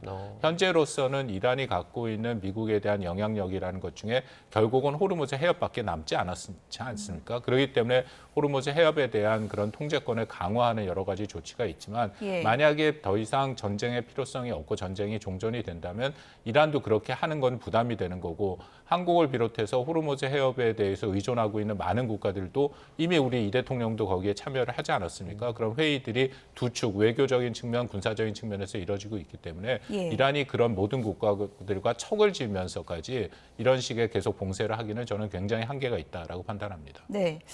파키스탄의 역할에 대해서도 좀 얘기를 해봐야 될 것 같은데 네. 아심 무니르가 이란에 가서 뭔가 일도 잘 풀릴 것 같고 빨리빨리 진행될 것 같았는데 네. 이번에 중재하다가 뭔가 좀 어려움에 봉착한 것 같아요. 그러니까 전체적으로 판을 보시면 예. 이란은 본인이 계속 이기고 있다고 생각을 해요. 그러니까 거기서 지금 미국이 계속 오판을 하는 겁니다. 미국은 본인이 당연히 이기고 있다고 생각하겠죠. 우리가 군사력도 앞서, 경제력도 앞서, 이란 지금 뭐 다 파괴됐어. 도대체 어떻게 이란이 이긴다고 생각할 수 있겠어요. 그러나 그게 이제 오판이라고. 이란 입장에서 잃을 게 없어요. 그러니까 강경파가 잡고 있어요. 그러니까 과거같이 알리 하메네이 같은 사람이 있으면 최고 지도자가 있으면 협상으로 가겠죠. 그러나 그렇지 않은 상황, 지금 완전히 이란은 다른 이란이기 때문에 이란 입장에서는 지금 자기들이 주장하는 조건, 결국 20년 우라늄 농축 중단, 결코 안 받겠다는 거잖아요. 그럼 미국이 양보를 할 수밖에 없는 상황이고 고농축 우라늄 100% 반출 안 하겠다지 않습니까? 그러면 뭐 러시아한테로 새롭게 러시아한테로 반출을 하든지 러시아에게 반출을 하든지 않으면 절반은 그냥 희석을 해서 쓰고 예. 절반은 그러면 반출을 하든지 미국이 타협안을 보여주지 않을 시 저는 이란이 계속해서 이렇게 어렵게 갈 가능성이 높다. 제가 뭐 이란이 좋아서 그러는 게 아니고요. 협상이 타결되려면 이란이 무슨 생각을 하고 있는지 이란이 왜 그렇게 나오고 있는지를 미국이 이해를 하지 못한다면 계속 엇박자가 날 수밖에 없다는 겁니다. 그 핵협상에 있어서 네. 그러니까 지금 일단 미국은 물러서지 않겠다는 건 알겠는데 네. 이란도 전혀 물러서지 않겠다는 입장을 그렇죠. 고수하고 있는 거죠. 그렇죠. 그러니까 거기서 지금 엇박자가 나는 거예요. 그렇기 때문에 저는 그게 이란이 훨씬 강도가 더 높다고 보고 있습니다. 이란의 입장이 훨씬 더 견고해. 그게 뭐 자기들이 힘이 강해서 그게 아니고 약하기 때문에 우리가 이제는 더 이상 양보할 게 없다고 판단하고 있기 때문에 이것을 만약에 미국이 제대로 읽지 못한다면 협상에서 성과를 내기 어렵습니다. 그래서 제가 드리는 말씀은 타협을 해라. 20년이 안 되면 15년, 15년이 안 되면 10년으로 내려가고요. 절반이 안 되면 3분의 1은 농축을 하든지 이란이 가지든지 그리고 3분의 1을 반출하든지 아니면 그 반대로 그렇게 하지 않으면 이란이 할 수 있는 방법은 있어요. 전쟁을 계속 하는 거죠. 그럼 이란 정권을 완전히 무너뜨리면 되죠. 근데 그걸 언제 어떻게 이란 정권을 완전히 무너뜨릴 수 있을까요? 타협을 해야 된다. 그렇죠. 저는 그렇게 볼 수밖에 지금 없습니다. 성일관 교수님 해준 내용을 들고 파키스탄이 이제 트럼프 미국 대통령 설득하면 설득될까요? 트럼프 대통령이 그걸 받기 어렵죠. 받기 어려워요. 그러기 때문에 지금 예. 거기가 일종의 데드락이 걸려 있다고 생각이 예. 되는데 왜냐하면 트럼프 대통령이 이번 전쟁을 시작할 때부터 했던 얘기는 이 전쟁은 미국의 임박한 위협이다. 그리고 그 임박한 위협은 이란의 핵 위협이다라고 얘기를 하는 것이고 또 하나 트럼프 대통령이 늘 강조하는 게 2015년에 오바마 행정부 때 만들어진 JCPOA 이란 핵 합의, 그 포괄적 공동 행동 계획이라는 게 있지 않습니까? 그거보다는 나아져야 된다라는 겁니다. 근데 방금 우리 성 교수님 얘기하시는 말씀은 JCPOA랑 크게 차이가 없어요. 그렇게 돼버리면. 그러니까 트럼프 대통령이 얘기한 것은 농축 우라늄도 절대로 제로 농축 우라늄, 농축하면 전혀 안 되는 거고 440kg 정도 되는 것도 반출을 해라. 이것이 이란 내부에서 희석을 한다든지 그런 것도 안 된다라는 것이고 그리고 계속 만드는 게 일몰 조항이라 해서 그게 10년이 됐던 20년이 됐던 그 이후에는 다시금 이란에게 농축할 수 있는 권한을 주는 핵 활동할 수 있는 권한을 준 거 그것도 안 된다. 그 얘기를 하고 있는 거거든요. 그것은 자신의 어떤 정치적인 승리와 이번 전쟁의 명분을 위해서도 양보할 수 없는 부분이다. 이제 그 부분을 그렇기 때문에 어떻게 풀어야 되는가가 만약에 다시금 협상이 시작이 된다면 가장 핵심 중에 핵심이라고 생각합니다. 전쟁 초반에는 사실 중재 국가로 대두가 됐던 게 러시아나 중국이었는데 네. 지금 선봉에 서 있는 게 파키스탄으로 보이거든요. 그렇죠. 이렇게 파키스탄이 필사적으로 이렇게 노력하는 이유가 어디 있습니까? 일단 트럼프 대통령이 요청을 했다는 보도가 많이 있습니다. 왜 다른 국가를 믿을 수 없다. 오만은 했는데 실패했고 카타르는 본인이 안 하겠다고 했어요. 공식적으로. 그렇기 때문에 아심 무니르 원수, 파키스탄 원수가 트럼프 대통령하고 친분이 있고 믿을만 했고 그렇기 때문에 부탁을 했기 때문에 아심 무니르 원수는 계속해서 지금 셔틀 외교를 하고 있습니다. 그리고 파키스탄도 걸프 지역에서 원유를 가져와야 되는 그런 경제적인 어려움이 있어요. 계속해서 전쟁이 계속되면 원유 수입을 못하게 되는 경제적 어려움. 그리고 이란과 국경을 맞대고 있고 여러 가지 면에서도 파키스탄도 이 전쟁이 빨리 끝나는 것이 파키스탄 경제와 정치 안정을 위해서 필요하다. 그리고 트럼프 대통령이 부탁을 했기 때문에 계속해서 지금 열심히 뛰고 있는 그런 상황입니다. 네, 알겠습니다. 중동 사태 오늘은 여기까지 듣도록 하겠습니다. 박원건 이화여대 교수, 성일광 서강대 유로메나 연구소 교수와 함께 이야기 나눴습니다. 고맙습니다. 고맙습니다. 네, 네타냐후 이스라엘 총리가 이번 전쟁으로 이란이 계획한 홀로코스트를 막았다며 끝까지 가겠다는 강경 의지를 내비쳤습니다. 유럽연합은 이스라엘과 양자협력 협정을 중단하는 문제를 논의하는 한편 호르무즈 해협 봉쇄와 관련해 이란에 대한 제재도 강화하기로 했습니다. 런던에서 조수연 특파원입니다. 베냐민 네타냐후 이스라엘 총리는 헤즈볼라가 휴전을 위반했다며 레바논 남부에 다시 공습을 퍼부었습니다. 또 이란에서도 아직 할 일이 남아있다며 군사적 압박을 지속하겠다는 뜻을 분명히 했습니다. 네타냐후 총리는 이란 정부가 제2의 홀로코스트를 계획했다고도 주장하면서 단호한 행동으로 이를 막아냈다고 강조했습니다. יחד עם ידידתנו הגדולה ארצות הברית, ריסקנו מבעוד מועד את מכונת ההשמדה של המשטר האיראני. הרחקנו מעלינו איום קיומי מיידי. 유럽에서는 네타냐후 총리의 레바논 군사작전이 국제법 위반이라는 지적이 잇따르면서 이스라엘에 대한 강경론도 부상하고 있습니다. 스페인 등 일부 회원국의 요청으로 EU 외무장관들은 이스라엘과 협력 협정을 중단하는 논의에 착수했습니다. L'attitude d'Israël est totalement inacceptable, a entraîné le Liban dans une guerre qu'il n'a pas souhaitée. 그러나 독일, 이탈리아, 헝가리 등은 반대하는 등 회원국별로 입장이 엇갈리고 있습니다. 실제로 협정 중단으로 이어지진 않을 가능성이 크지만 전쟁의 영향으로 이스라엘의 유럽 내 입지가 약화할 것이라는 전망이 나옵니다. Also so etwas halten wir für unangebracht. Dennoch muss man natürlich mit Israel über die kritischen Fragen miteinander sprechen. EU 외무장관들은 또 호르무즈 해협 항행의 자유는 협상할 수 있는 문제가 아니라며 이란에 대한 압박도 이어갔습니다. EU 회원국들은 이란 정권에서 호르무즈 봉쇄와 관련해 책임이 있는 이들을 겨냥한 제재를 강화하기로 뜻을 모았습니다. 런던에서 YTN 조수연입니다. 에마뉴엘 마크롱 프랑스 대통령은 레바논과 그 주변 지역의 지속 가능한 안정을 위해서 이스라엘이 영토적 야욕을 포기해야 한다고 주장했습니다. 마크롱 대통령은 현지 시간 21일 파리 엘리제궁에서 나와프 살람 레바논 총리와 회담 후 열린 공동 기자회견에서 이스라엘군이 레바논 영토에서 철수해야 한다고 말했습니다. 또 레바논 내 친이란 무장정파 헤즈볼라에 대해선 이스라엘을 겨냥하는 걸 중단하고 국가의 권한 행사를 대신하려는 시도를 그만둬야 한다고 촉구했습니다. 한국에 있던 사드가 중동에 재배치됐다는 보도와 관련해서 주한미군 사령관이 한반도에 있다고 확인을 했습니다. 우리 정부가 추진 중인 정시작전 통제권 전환에서는 정치적인 편의가 앞서면 안 된다고 지적했습니다. 워싱턴에서 신윤정 특파원입니다. 미 상원 군사위원회에 출석한 제이비어 브런슨 주한미군 사령관은 사드 시스템을 옮기지 않았다며 여전히 한반도에 있다고 밝혔습니다. We've not moved any THAAD systems. So THAAD still remains on the peninsula currently. We are sending munitions. 미군 고위 관계자가 공개석상에서 사드 시스템 반출이 없었다고 확인한 건 처음입니다. 브런슨 사령관은 탄약 이송을 위해 오산기지로 사드를 이동시키는 과정에서 소문이 퍼졌고 우려가 실체에 비해 커졌다는 취지로 설명했습니다. 그러면서 사드가 한반도에 계속 있을 것으로 전망하느냐는 질문에 그렇다고 답했습니다. 앞서 미 워싱턴 포스트는 지난달 9일 미 당국자들을 인용해 한국에 배치된 사드 시스템 일부를 이란 전쟁이 벌어지는 중동 지역으로 이동시키고 있다고 보도했습니다.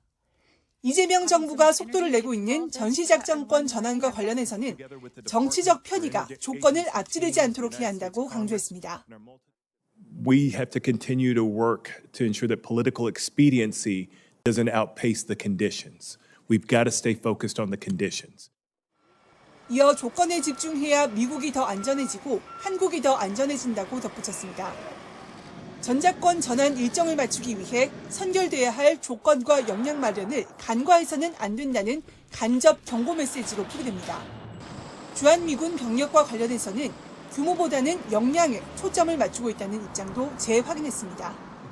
주둔 병력과 무기의 양보다 질이 중요하다는 의미로 해석되는데 향후 주한미군 규모 감축 가능성과 맞물려 주목됩니다. 워싱턴에서 YTN 신윤정입니다.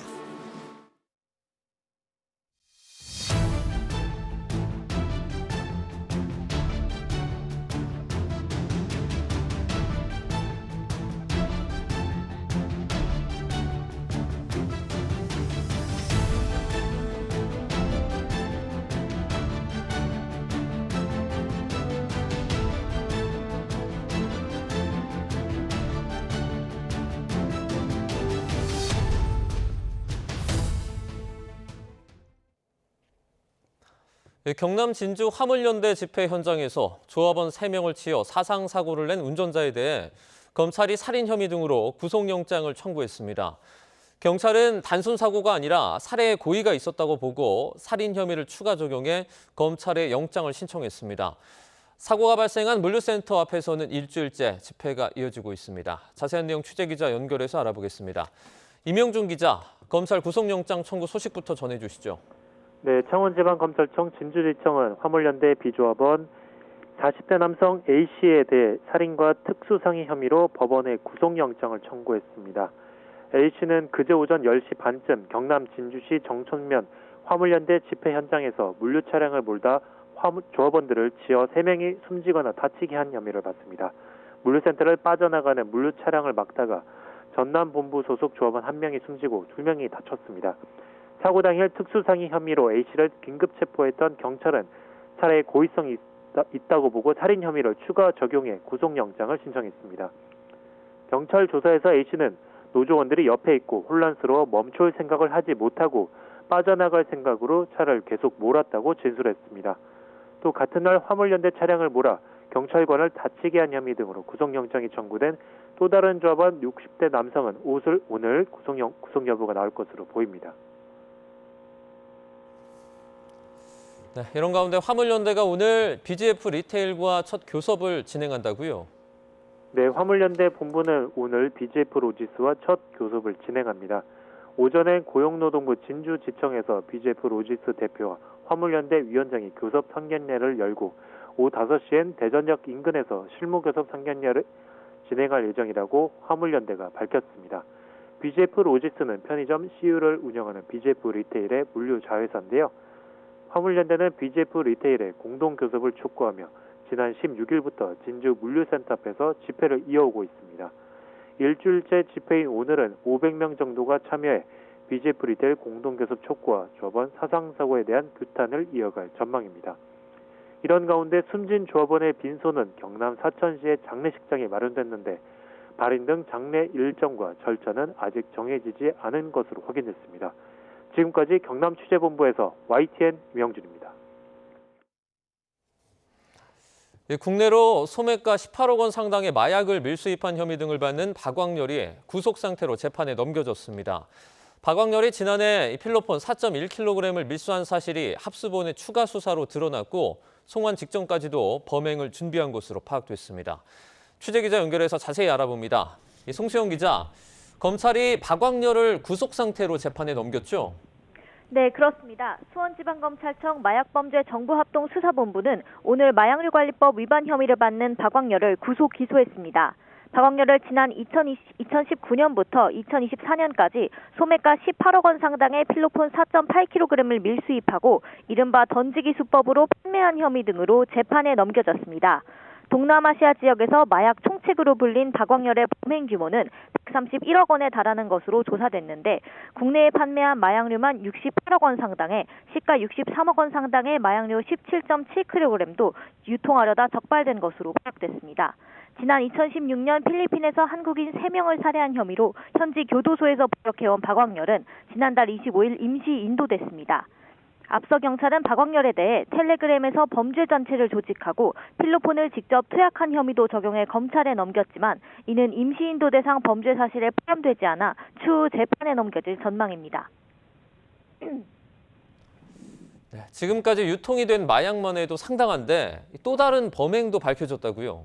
네, 합수본의 수사 결과 박광렬은 지난해 6월 필로폰 2.2kg과 1.9kg을 국내로 들여온 것으로 드러났습니다. 특히 지난 1월에도 필로폰을 밀수하려고 계획한 것으로 확인됐습니다. 송환 직전까지도 범행을 계획하고 있었다는 얘기입니다. 합수본은 추가로 확인된 범죄 사실에 대해 법무부와 협력해 필리핀 정부를 상대로 기소 동의 절차를 진행하고 있다고 밝혔습니다. 앞서 합수본은 30명 규모의 박광렬 전담 TF를 구성하고 이 가운데 검사와 수사관 등 9명을 필리핀으로 보내 박광렬의 공범 5명을 조사했습니다. 이때 박광렬이 필리핀에서 범행에 사용하다가 국내로 송환되기 전 현지에 두고 온 휴대전화도 추가로 확보해 수사를 이어가고 있습니다. 또 박광렬과 공모한 해외 마약 유통 총책 3명에 대한 국내 송환 절차도 밟고 있습니다. 지금까지 사회부에서 YTN 송수연입니다.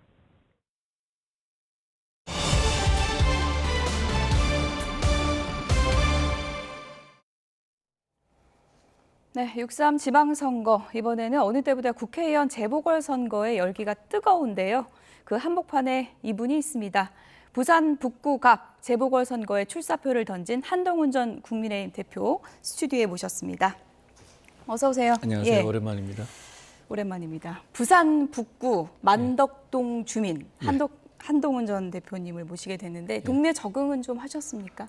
잘해주시고 제가 네. 계속 밤낮으로 다니다 보니까 벌써 저는 이제 북구 사람 됐습니다. 지리도 좀 익숙해지시고. 완전하게 예. 제가 원래 길들이 좀 어두워서 그러는데 열심히 예. 다니려고 하고 있어요. 예. 요즘에 쇼츠 올라오는 거 보니까 동네 곳곳을 거의 누비다시피 하면서 주민들을 만나고 계시던데요. 좀 재미있는 쇼츠가 있어서 저희가 좀 모아봤습니다. 보여주시죠. 가려줄게. 아니야? 아니, 안 나갔어, 아직. 아니, 안 나갔어, 아직. 또 뭐 하고 놀 거야, 오늘? 그럼 아저씨랑 따라다녀. 어때? 좋아요. 좋아. 너는 마라탕 좋아해? 네. 좀 맵지 않아? 매워요. 맵기 강도를 얼마큼 해서 먹어? 1단계? 1단계. 1단계? 그건 아저씨도 비싸. 아저씨도 2단계부터는 매워서 못 먹겠더라? 알겠어. 아니, 마지막 막차 한번 먼저 보자. 어휴, 더 고생 많으시네요. 아니. 저기, 만덕에 이사했어요. 예. 끝까지 한번 해보려고요. 나 오늘 아주 오래됐어요. 저는 나중에 어린 데서 축하하고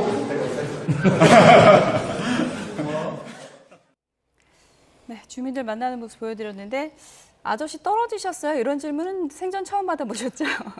제가 누군지는 아는데 어린 학생들은 잘 뭐 하는 사람인지 잘 네. 모르고 그냥 텔레비전에 나오는 사람 이렇게 생각하시는 어린 시민들도 많이 계시더라고요. 네, 의원들하고 기싸움만 하다가 저렇게 주민들 만나서 소통하고 이런 게 쉽지는 않았을 것 같은데 어떠세요? 예. 저는 사실 평소에 저런 사람이거든요. 아, 그렇습니까? 평소에 친절하고 친절하기를 바라는 사람입니다. 그런데 이제 정치를 하다 보면 또 국민을 위해서 대신 싸우고 해야 될 영역에서는 또 제가 할 일을 해야 되니까. 근데 주로 이제 그런 모습만 많이 보여드리게 되니까 오히려 제가 평소 모습을 보시고는 조금 오히려 의외다 이렇게 생각하시는 분들은 많으실 텐데 근데 저를 평소에 아시는 분들은 원래 쟤는 저런 애야 이렇게 생각하실 것 같은데요. 저도 정치인분들을 많이 만나뵙지만 한동훈 전 대표 뵈면은 좀 다가가기가 어렵다 이런 이미지도 좀 있었는데 이런 쇼츠 보고 많은 분들이 생각이 좀 바뀔 것 같은데 동네 지나다가 한동훈 전 대표 뵈면은 뭐 말 걸고 그래도 되는 거죠? 물론입니다. 저도 뒤에서 어린아이들이 제 이름 소리 지르고 도망가고 그럽니다. 네, 주민들한테 인사할 때 끝까지 가겠습니다. 이렇게 인사하는 거 제가 많이 봤는데요. 부산행 티켓 끊을 때 뭐 국회의원 한번 하겠다 그런 각오는 아니셨을 것 같고요. 어떤 마음으로 가셨습니까? 시민들이 이렇게 많이 물어보세요. 아니 여기 당신 같은 정치인이 와서 북값이 한번 발전되면 좋겠다. 그동안에 다른 정치인들이 정치했지만 열심히는 했지만 그래도 성과를 내지는 못했다. 국가를 발전시키지 못했다. 이런 말씀을 하시는데 근데 하나를 꼭 물어보십니다. 진짜 끝까지 할 거냐. 2년 있다 떠나는 것 아니냐. 이렇게 말씀하시는데 저는 이렇게 말씀드려요. 저는 이번 선거가 제 개인으로서는 첫 선거입니다. 이 선거 제가 끝까지 하고 그리고 제가 북값을 떠나는 일이 있다면 그건 나중에 더 크게 대한민국 전체를 위해서 봉사하기 위해서 나서는 때 말고는 없을 거다라고 약속드리고 있습니다. 저는 그걸 대선이라고 해석하겠습니다. 어쨌든 이기려면 대진표가 중요한데 지금 박민식 전 장관도 포기하지 않겠다라는 입장인 거고 그냥 뭐 글자 그대로 옮겨드리면 대구를 기웃거리더니 부산에 왔냐. 생존을 위한 정치기생이다. 이렇게 한동훈 전 대표를 비판했거든요. 저는 좋은 분들이 많이 정치했으면 좋겠습니다. 그런데 이제 마음이 급해지다 보면은 좀 말이 험해지기도 하는데요. 저는 이해합니다. 어쨌든 뭐 박민식 전 의원과는 선의의 경쟁을 하겠다. 추후에 예를 들어서 지금 뭐 국민의힘 지도부가 후보를 반드시 낸다는 입장이니까 단일화 가능성 이런 거는 열어두고 계십니까? 아직 국민의힘에서는 누가 공천받을지가 정해진 건 아니에요. 그러니까 뭐 제가 특정 인물을 두고 말씀드릴 상황은 아닌 것 같아요. 사실 부산 북갑에서 확실하게 시민의 선택을 받게 나서겠다라고 결정된 사람은 사실 저밖에 없습니다. 친한계 의원들, 뭐 한동훈 전 대표를 돕기 위해서 이제 부산으로도 이제 가지 않을까 그런 생각이 들고 진종 의원은 실제로 지금 집을 좀 알아보다가 지금 당 지도부가 징계 가능성 있다. 징계 뭐 진상조사 해봐라 이런 지금 지시까지 내려왔다 그러거든요. 그건 어떻게 보십니까? 사실 지금 당권파라고 하는 분들의 노선에 대해서는 국민의 마음도 떠났고 당의 마음도 떠났습니다. 사실 그분들의 말이 먹힐 상황은 아니에요. 그런데 저는 안타까운 점은 그분들은 정작 민주당 정권하고는 못 싸우면서 제명까지 부당하게 시켜놓은 저를 쫓아다니면서 이렇게 스토킹하듯이 집착하는 것에 대해서 안타깝게 생각합니다. 저랑 싸울 일이 아닙니다. 민주당 정권을 견제하는 데 앞장서야 합니다. 안타깝습니다. 네. 진종호 의원도 뭐 징계를 피할 생각이 없다. 이것은 뭐 지도부가 방미 논란이 벌어지니까 희생양 찾는 거 아니냐 이렇게 답변을 오늘 했더라고요. 그럴 수도 있고요. 지금 이 당권파가 어느 정도의 상황인지는 이분들을 이 뜨거운 선거 국면에서 반기는 후보들이 정말 한 명도 없지 않습니까? 제가 보기에는요. 결국은 이미 사실상의 이 당을 대표하고 이끄는 그런 위치나 지위는 이미 상실한 것이다. 안타깝게 생각합니다. 네. 당권파 얘기를 하셔가지고 지도부가 최근에 한동훈 전 대표에게 계속 각을 세우고 있고 신동욱 최고위원 같은 경우엔 추경호 의원 재판에서 이런 얘기를 했다고 합니다.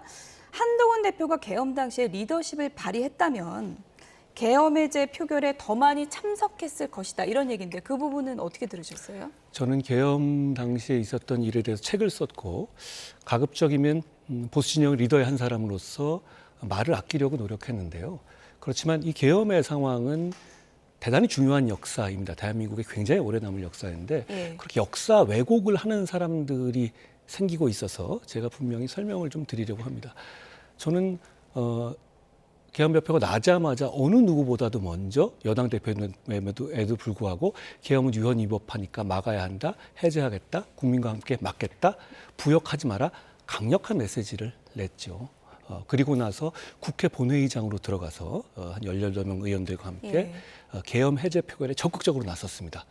그 과정에서 제가 한 분이라도 더 본회의장에 와달라라고 다른 의원님들을 통해 전화로도 말씀드렸고 그리고 의원들 단톡방에 여러 차례 꼭 무조건 본회의장으로 오라라고 말했습니다. 심지어는 제가 이건 당대표의 지시다라고까지 하면서 정말로 절실하게 요청을 드렸거든요.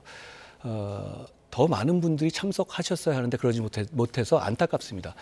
그런데 그 말씀을 하셨다는 신동욱 의원 뭐 여러 가지 본인 방어 차원의 생각이 있을지 모르겠습니다만 제가 뭐 개인의 공격이라기보다는 역사를 바로잡자는 차원에서 말씀을 드리면 신동욱 의원은 본회의장에 들어와서 저에게 여기 있지 말고 의원들과 함께 밖으로 나가자, 본회의장에 있지 말자라고 그렇게 저를 설득했던 분이에요.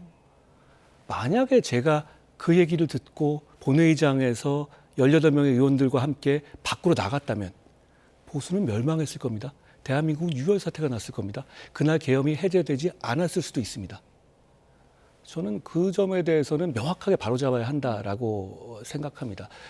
그런 분이 제가 그 계엄 해제를 잘 설득하지 못해서 많은 의원들이 참석하지 못했다고 얘기하는 것은 정말로 역사를 왜곡하는 것이죠. 본인은 거기서 계엄 해제에 참석하지도 않았잖아요. 들어와 있었음에도 거기도 계셨고 휴게실에도 계셨음에도 불구하고 계엄 해제에 참여하지도 않았던 것 아닙니까?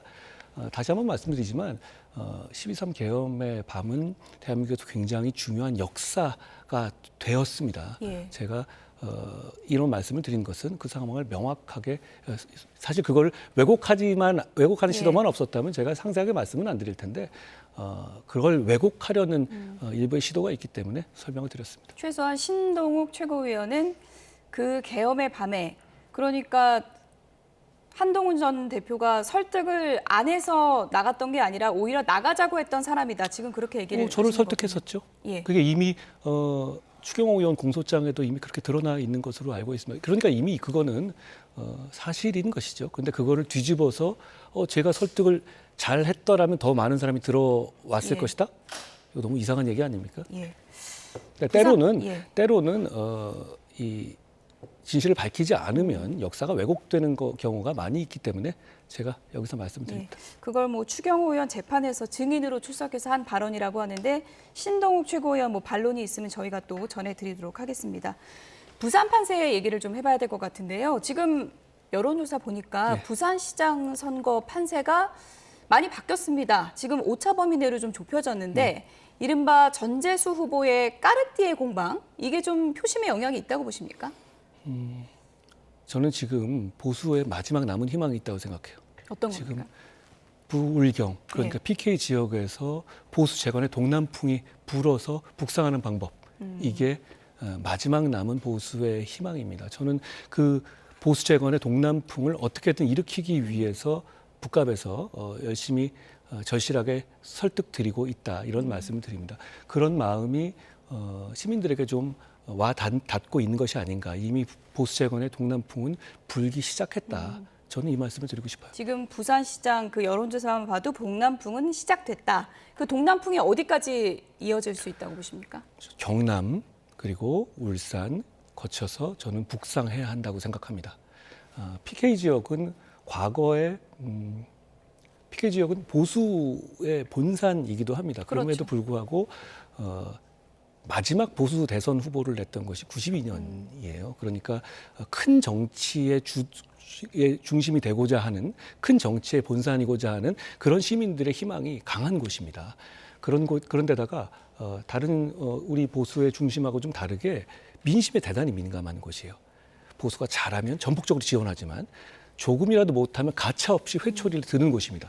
지금 당권파가 보수를 망가뜨리고 있는 문제는 어떤 특정한 자기들 방식으로 이 고집하면서 민심과 멀어지고 있기 때문이거든요. 결국 그런 점에서 PK는 보수 재건의 바람이 불기 정말 좋은 곳입니다. 여기는 정말 여기서 평가받아야 이 보수가 정말 건강한지 여부를 여기서 평가받을 수 있는 곳이기 때문이거든요.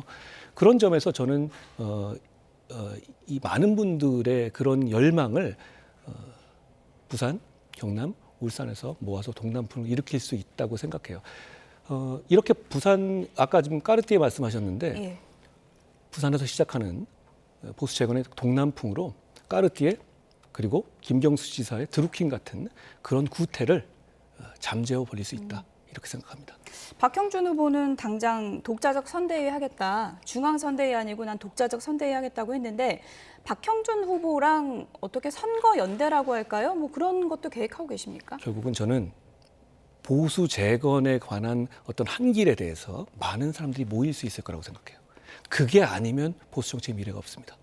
보수 지지자들은 잘못이 없으세요. 보수 정치가 잘못한 겁니다. 그러면 지금 당권파가 완전히 반대로 가고 있는 이 상황에서는 아까 별도 선대위를 말씀하셨는데 예. 부산만 그런 거 아닐 겁니다. 네, 지금 다른 서울, 대구, 경기 뭐 다 그렇습니다. 아닌 곳이 없을 것 같은데요, 거의. 그렇다면 무슨 얘기냐면 이미 이 당권파의 잘못된 노선은 당 내에서도 심판받고 있는 겁니다. 당 내에서조차 외면받고 있는 것이죠.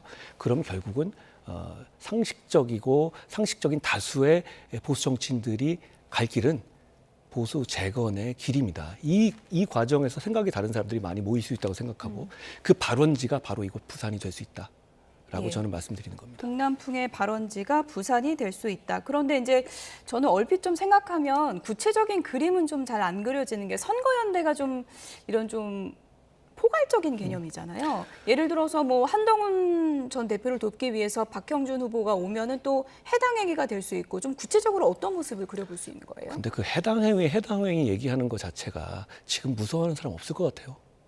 지금 뭐 당대표가 오는 것도 다 오지 말라고 서로 그렇게 막아서는 상황에서 그런 식으로 해당 행위 얘기하는 것이 무슨 무섭나요? 그리고 그렇게 해봤자 법원에서 아주 망신 주면서 되돌려 놓잖아요.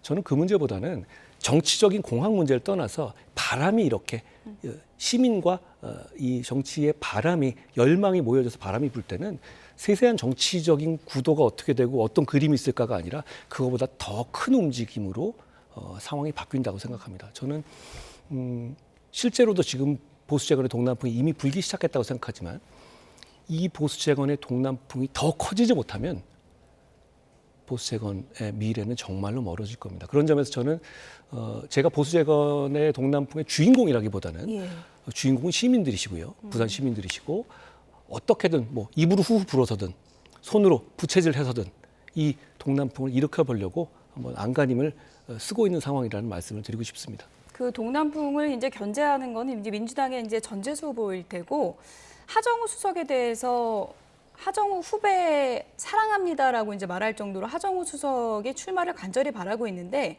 전재수 하정우조가 예를 들어서 뭐 대통령의 후광을 좀 입고 나온다면 그것도 좀 위력적일 것 같은데 그건 어떻게 보세요? 전재수 하정우조가 아니라 이재명 하정우조 같은데요. 왜냐하면 하정우 씨는 여러 언론에서 이렇게 얘기를 했어요. 자기는 나가기 싫은데 이재명 대통령이 나가라고 하면 나가겠다. 이렇게 얘기했거든요. 그렇게 되면 하정우란 본인은 없어지는 것이고요. 이거는 그냥 이재명의 대리인인 것이죠. 환영합니다. 지금 이재명 정권의 실정을 국민의힘이 제대로 견제하지 못하고 있습니다. 제가 여기서 하겠습니다. 하정우라는 이재명의 대리인 아바타를 상대로 제가 현재 진행되고 있는 여러 가지 외교적인 경제적인 문제점들을 제대로 짚어내는 선거로 삼겠습니다. 네. 하정우 수석이 듣고 계신다면 한동훈 전 대표가 환영한다는 말씀 전해드리겠습니다. 근데 이 말씀 드리고 싶어요. 기면 기고 아니면 아닌 거지. 뭐 누가 나가고 안 나오고 이 상황을 이렇게까지 오래 끌 일인가요? 예전에 반기문 유엔 사무총장도 이렇게 안 끌었습니다. 알겠습니다. 법무부 장관도 지내셨으니까 이거는 여쭤봐야 될 것 같은데 지금 뭐 조작기소 국조 특위요. 진행되고 있는 상황이고 한 전 대표님하고 이제 많이 친했던 동료분들 뭐 강백신 검사라든지 박상현 검사, 뭐 이원석 전 총장 다 지금 나오고 있잖아요. 보시면서 어떤 생각 드십니까? 협잡이라고 생각합니다. 결국 그 국조를 통해서 확실해진 것은 이재명 당시 경기지사의 방북 대가를 쌍방울 해서 북한에 주었다라는 게 오히려 더 확실해졌죠. 그리고 이걸로 볼장은 다 본 겁니다. 아니 왜 저를 못 부릅니까? 뭐 제가 주범이고 수괴라면서요. 제가 나간다고 하는데도 못 부르면서 엄한 할 일한 검사들을 범죄자들 옆에 앉혀놓고 드자비하는 것? 저는 그런 꼴불견을 보임으로써 이미 볼장 다 본 것이다. 자신 있으면 저를 부르시라 말씀드립니다. 제가 부산에서 너무너무 바쁘지만 부르면 4시간 내로 갑니다. 네, 이제 다시 부산 북구로 곧 이제 내려가실 텐데 끝으로요. 보수 재건을 위해서 앞장서겠다 항상 그렇게 이제 약속을 해주셨는데 한동훈 전 대표 지지하는 분들 그리고 부산 북구 만덕동 주민들에게 끝으로 한 말씀 해주시죠. 제가 부산 북갑에서 끝까지 좋은 정치하겠습니다. 제가 이번 선거에서 가는 첫 번째 목표는 부산 북갑의 생활인들의 삶을 지금도 참 너무 좋은 곳이에요. 북갑을 가보면 너무 좋은 곳이에요. 오히려 저평가되어 있습니다. 이 삶을 더 개선시키는 것이 저의 목표입니다. 성과를 내겠습니다. 그리고 그 과정에서 보수 재건의 동남풍을 북갑으로부터 일으켜서 대한민국에 지금 흔들리고 있는 균형추를 바로 잡아보겠습니다. 저는 정성을 다하겠습니다. 북갑 시민 여러분 지켜봐 주십시오. 제가 끝까지 여러분과 함께 가겠습니다. 네. 끝까지 가겠다는 한동훈 전 대표의 각오까지 들어봤습니다. 오늘 말씀 감사합니다. 지금까지 한동훈 전 국민의힘 대표였습니다. 고맙습니다. 고맙습니다.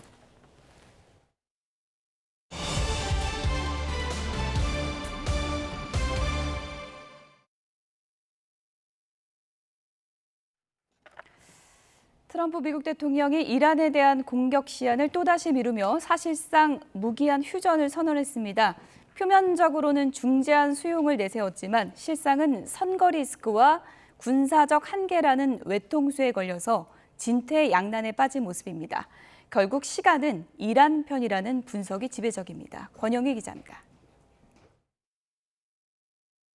강력한 인프라 타격을 예고했던 트럼프 대통령이 다시 한번 공격 시한을 연장했습니다. 벌써 6번째입니다. 표면적으론 파키스탄의 중재를 명분으로 내세웠지만 속내는 복잡합니다. 핵심 협상팀이 파키스탄행을 주저하는 건 이란으로부터 받아낼 수 있는 확실한 결과물이 없기 때문입니다. The American side must be considering that if they are going Pakistan, they should get the desired deal which they think. So if the JD Vance is to travel or the other people are to travel, so they should get what they actually propose to the Iranians. But I think they're not getting that. 경제적 족쇄와 군사적 한계는 더 치명적입니다. 고유가는 미국 내 스태그플레이션 공포를 키우고 있고 개전 후 쏟아부은 정밀 유도 무기 재고는 바닥을 드러내고 있습니다. Iran's learned some dangerous lessons about its ability to influence the region and the world by controlling the straits. American munition stockpiles are much diminished. America's relations with its Gulf partners, with its allies in Europe and Asia are strained. 이란은 해상 봉쇄 해제 없이는 협상도 없다며 미국의 휴전 연장을 희망책으로 일축했습니다. 잃을 게 없는 이란이 버티기 전략으로 미국의 조급증을 역이용하고 있는 겁니다. 결국 트럼프 대통령의 연장 선언은 전략적 결단이 아닌 퇴로 없는 상황에서의 고육지책이라는 분석입니다. 시간을 끌수록 유리한 건 이란이라는 관측 속에 백악관의 고민은 깊어지고 있습니다. YTN 권영입니다. 미국과 이란의 종전 협상이 난항을 겪는 가운데 미 백악관 내부 의사결정 시스템이 사실상 붕괴됐다는 비판이 나왔습니다. 영국 텔레그래프는 백악관 관계자들을 인용해 현재 행정부 내 누구도 종전 계획이 무엇인지 목표가 어디인지조차 모르는 완전히 엉망진창인 상태라고 보도했습니다. 특히 트럼프 대통령은 최근 전쟁 스트레스로 수면 부족을 겪으며 매우 예민해진 것으로 알려졌고 참모들과 상의 없이 정제되지 않은 메시지를 SNS에 쏟아내며 협상장에 혼란을 키우고 있다는 분석입니다. 또 대통령 측근들이 미군의 성공 사례만 골라서 보고할 뿐 미군의 오폭에 따른 이란 초등학교 참사 같은 민감한 정보는 제대로 전하지 않고 있다는 폭로가 나왔습니다. 트럼프 대통령의 국정수행 지지율은 30% 초반대로 떨어지고 경제정책에 대한 지지율은 이보다 더 하락했다는 여론조사 결과가 나왔습니다. AP통신과 시카고대 여론조사센터가 지난 16일에서 20일 미국 성인 2,500여 명을 대상으로 실시해서 발표한 여론조사 결과에 따르면 트럼프 대통령의 지지율은 33%였습니다. 이는 같은 기간에 지난달 19일에서 23일 조사 때의 38%보다 5%포인트 하락한 것인데요. 특히 트럼프 대통령이 지난해 1월 집권 2기 행정부를 출범한 이후 최저치입니다. 또한 경제정책 지지율은 지난달 38%에서 이번 달에는 30%로 전반적인 지지율보다 더 큰 폭으로 떨어졌습니다. 트럼프 미국 대통령은 휴전을 무기한 연장하면서 이란 내부에 심각한 분열을 이유로 들었습니다. 하지만 이란 측은 미국의 해상 봉쇄가 풀리지 않는 한 추가 협상은 있을 수 없다는 게 내부의 일치된 입장이라고 반박하고 있습니다. 이대로 가면 호르무즈를 둘러싼 대치가 장기화할 가능성도 작지 않습니다. 보도에 유투건 기자입니다. 이란이 호르무즈를 개방한 지 하루 만에 다시 봉쇄한 지난 18일 이후 이란 내부의 분열 가능성이 주목받기 시작했습니다. 미국과 이스라엘 언론에선 강경파와 협상파가 충돌하고 있다는 보도가 잇따랐습니다. So this really seems to represent, the tussle in Iran between the hardliners and the moderates. 미국 전쟁연구소는 관련 보도를 종합해 협상 대표인 갈리바프 국회의장과 협상에 반대하는 바이디 혁명수비대 총사령관 측이 심각한 논쟁을 벌이고 있다고 지적했습니다. 다만 바이디 총사령관이 모주타바 최고 지도자에 접근할 수 있는 유일한 관리여서 우위를 점하고 있다고 분석했습니다. 이에 따라 혁명수비대 측이 군사적 대응을 넘어 협상 정책까지 장악했다면서 갈리바프 의장의 해임 가능성까지 거론했습니다. 하지만 이란 측에선 이런 관측을 일축하고 있습니다.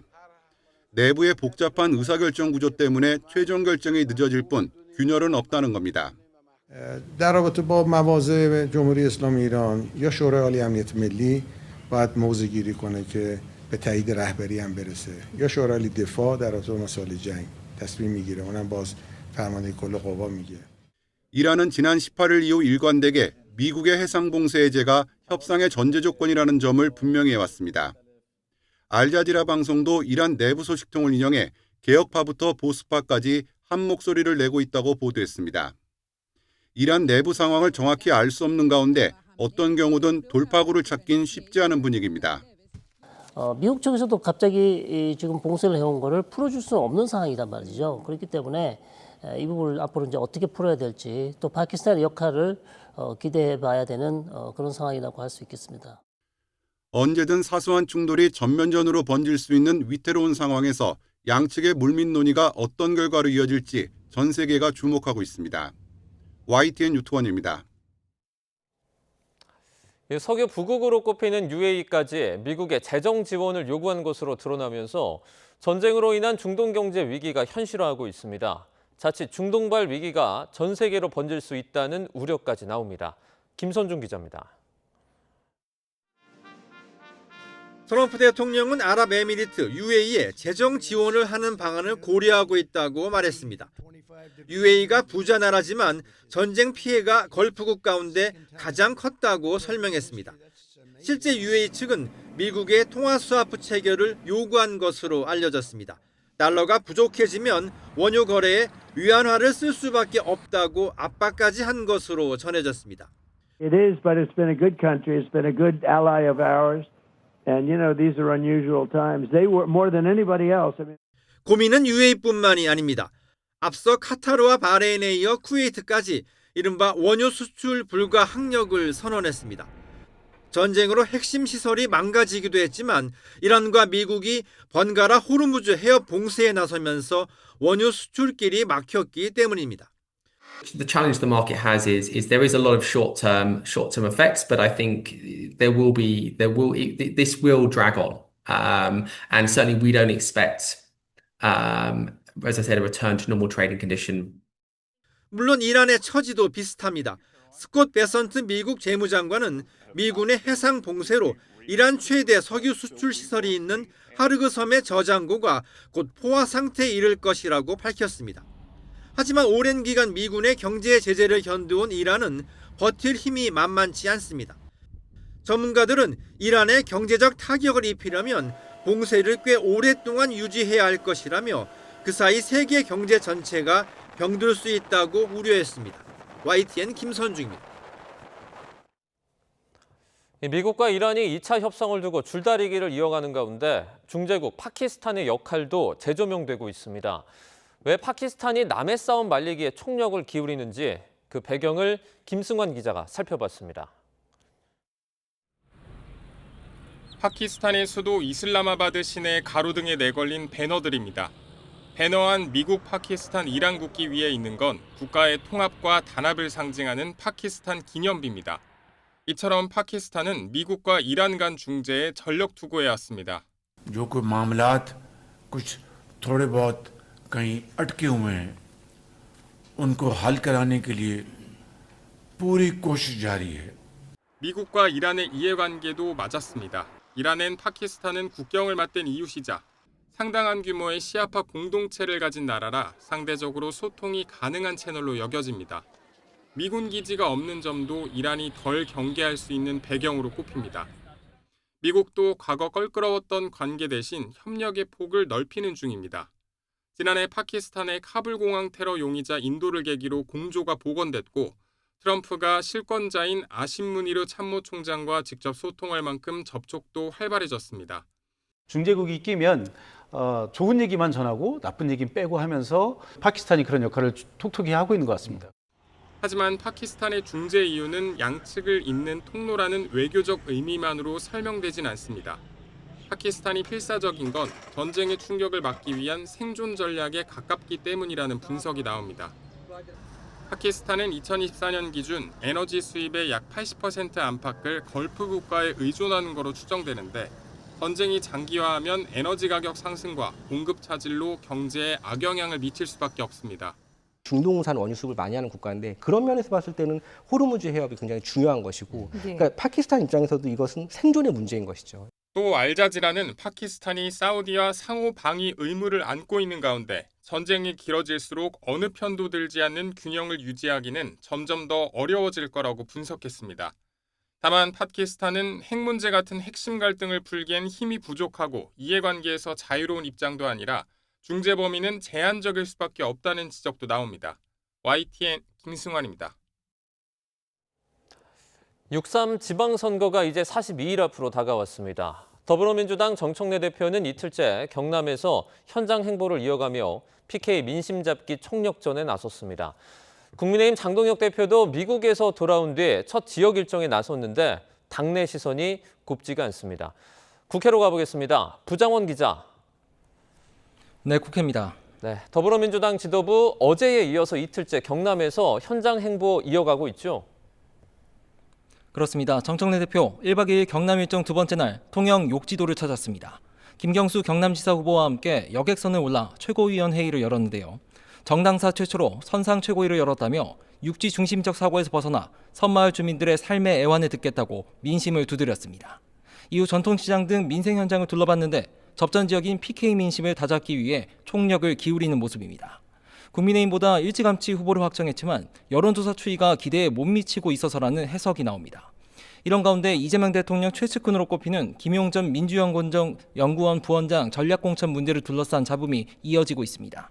김 전 부원장은 어제 경기 안산갑이나 하남갑 지역을 콕 집어 출마 의지를 밝혔습니다.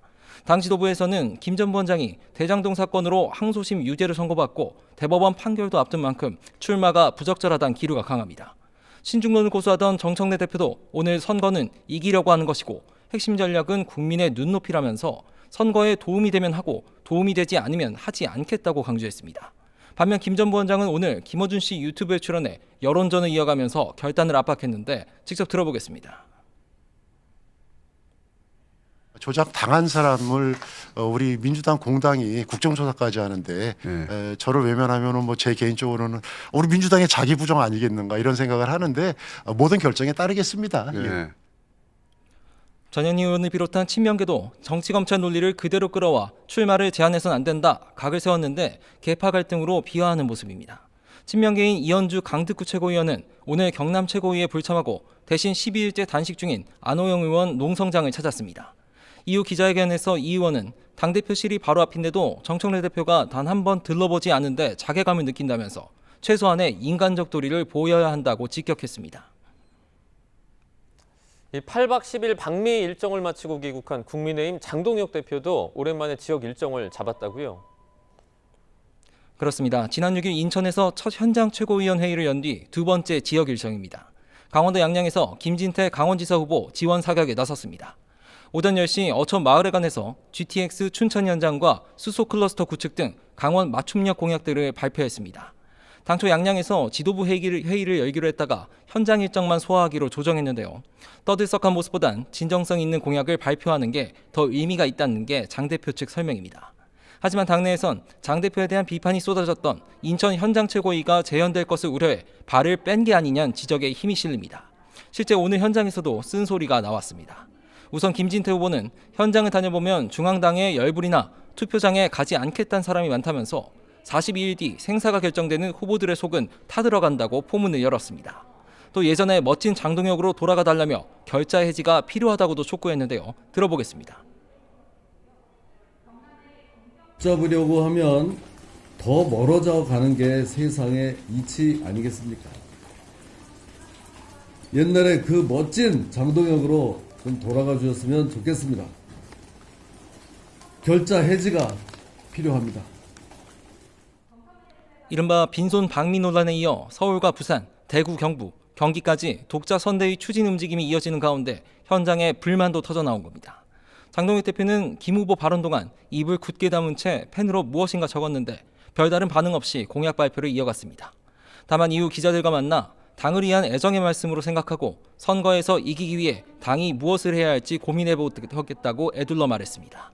지금까지 국회에서 YTN 부장원입니다. 오늘도 잔류하는 황사의 영향을 받고 있습니다. 현재 서울 등 수도권 지역의 미세먼지 농도가 나쁨 수준을 보이고 있는데요. 오후 한때 충청과 전북, 경남 지방도 농도가 짙어질 수 있겠습니다. 노약자나 호흡기 질환자분들은 더욱 주의를 기울여 주시기 바랍니다. 오늘은 전국의 하늘빛이 흐린 가운데 남해안과 제주도를 중심으로 비가 내리고 있습니다. 내일까지 제주도에 최고 60mm, 남해안 지역에는 5에서 20mm의 비가 내리겠고요.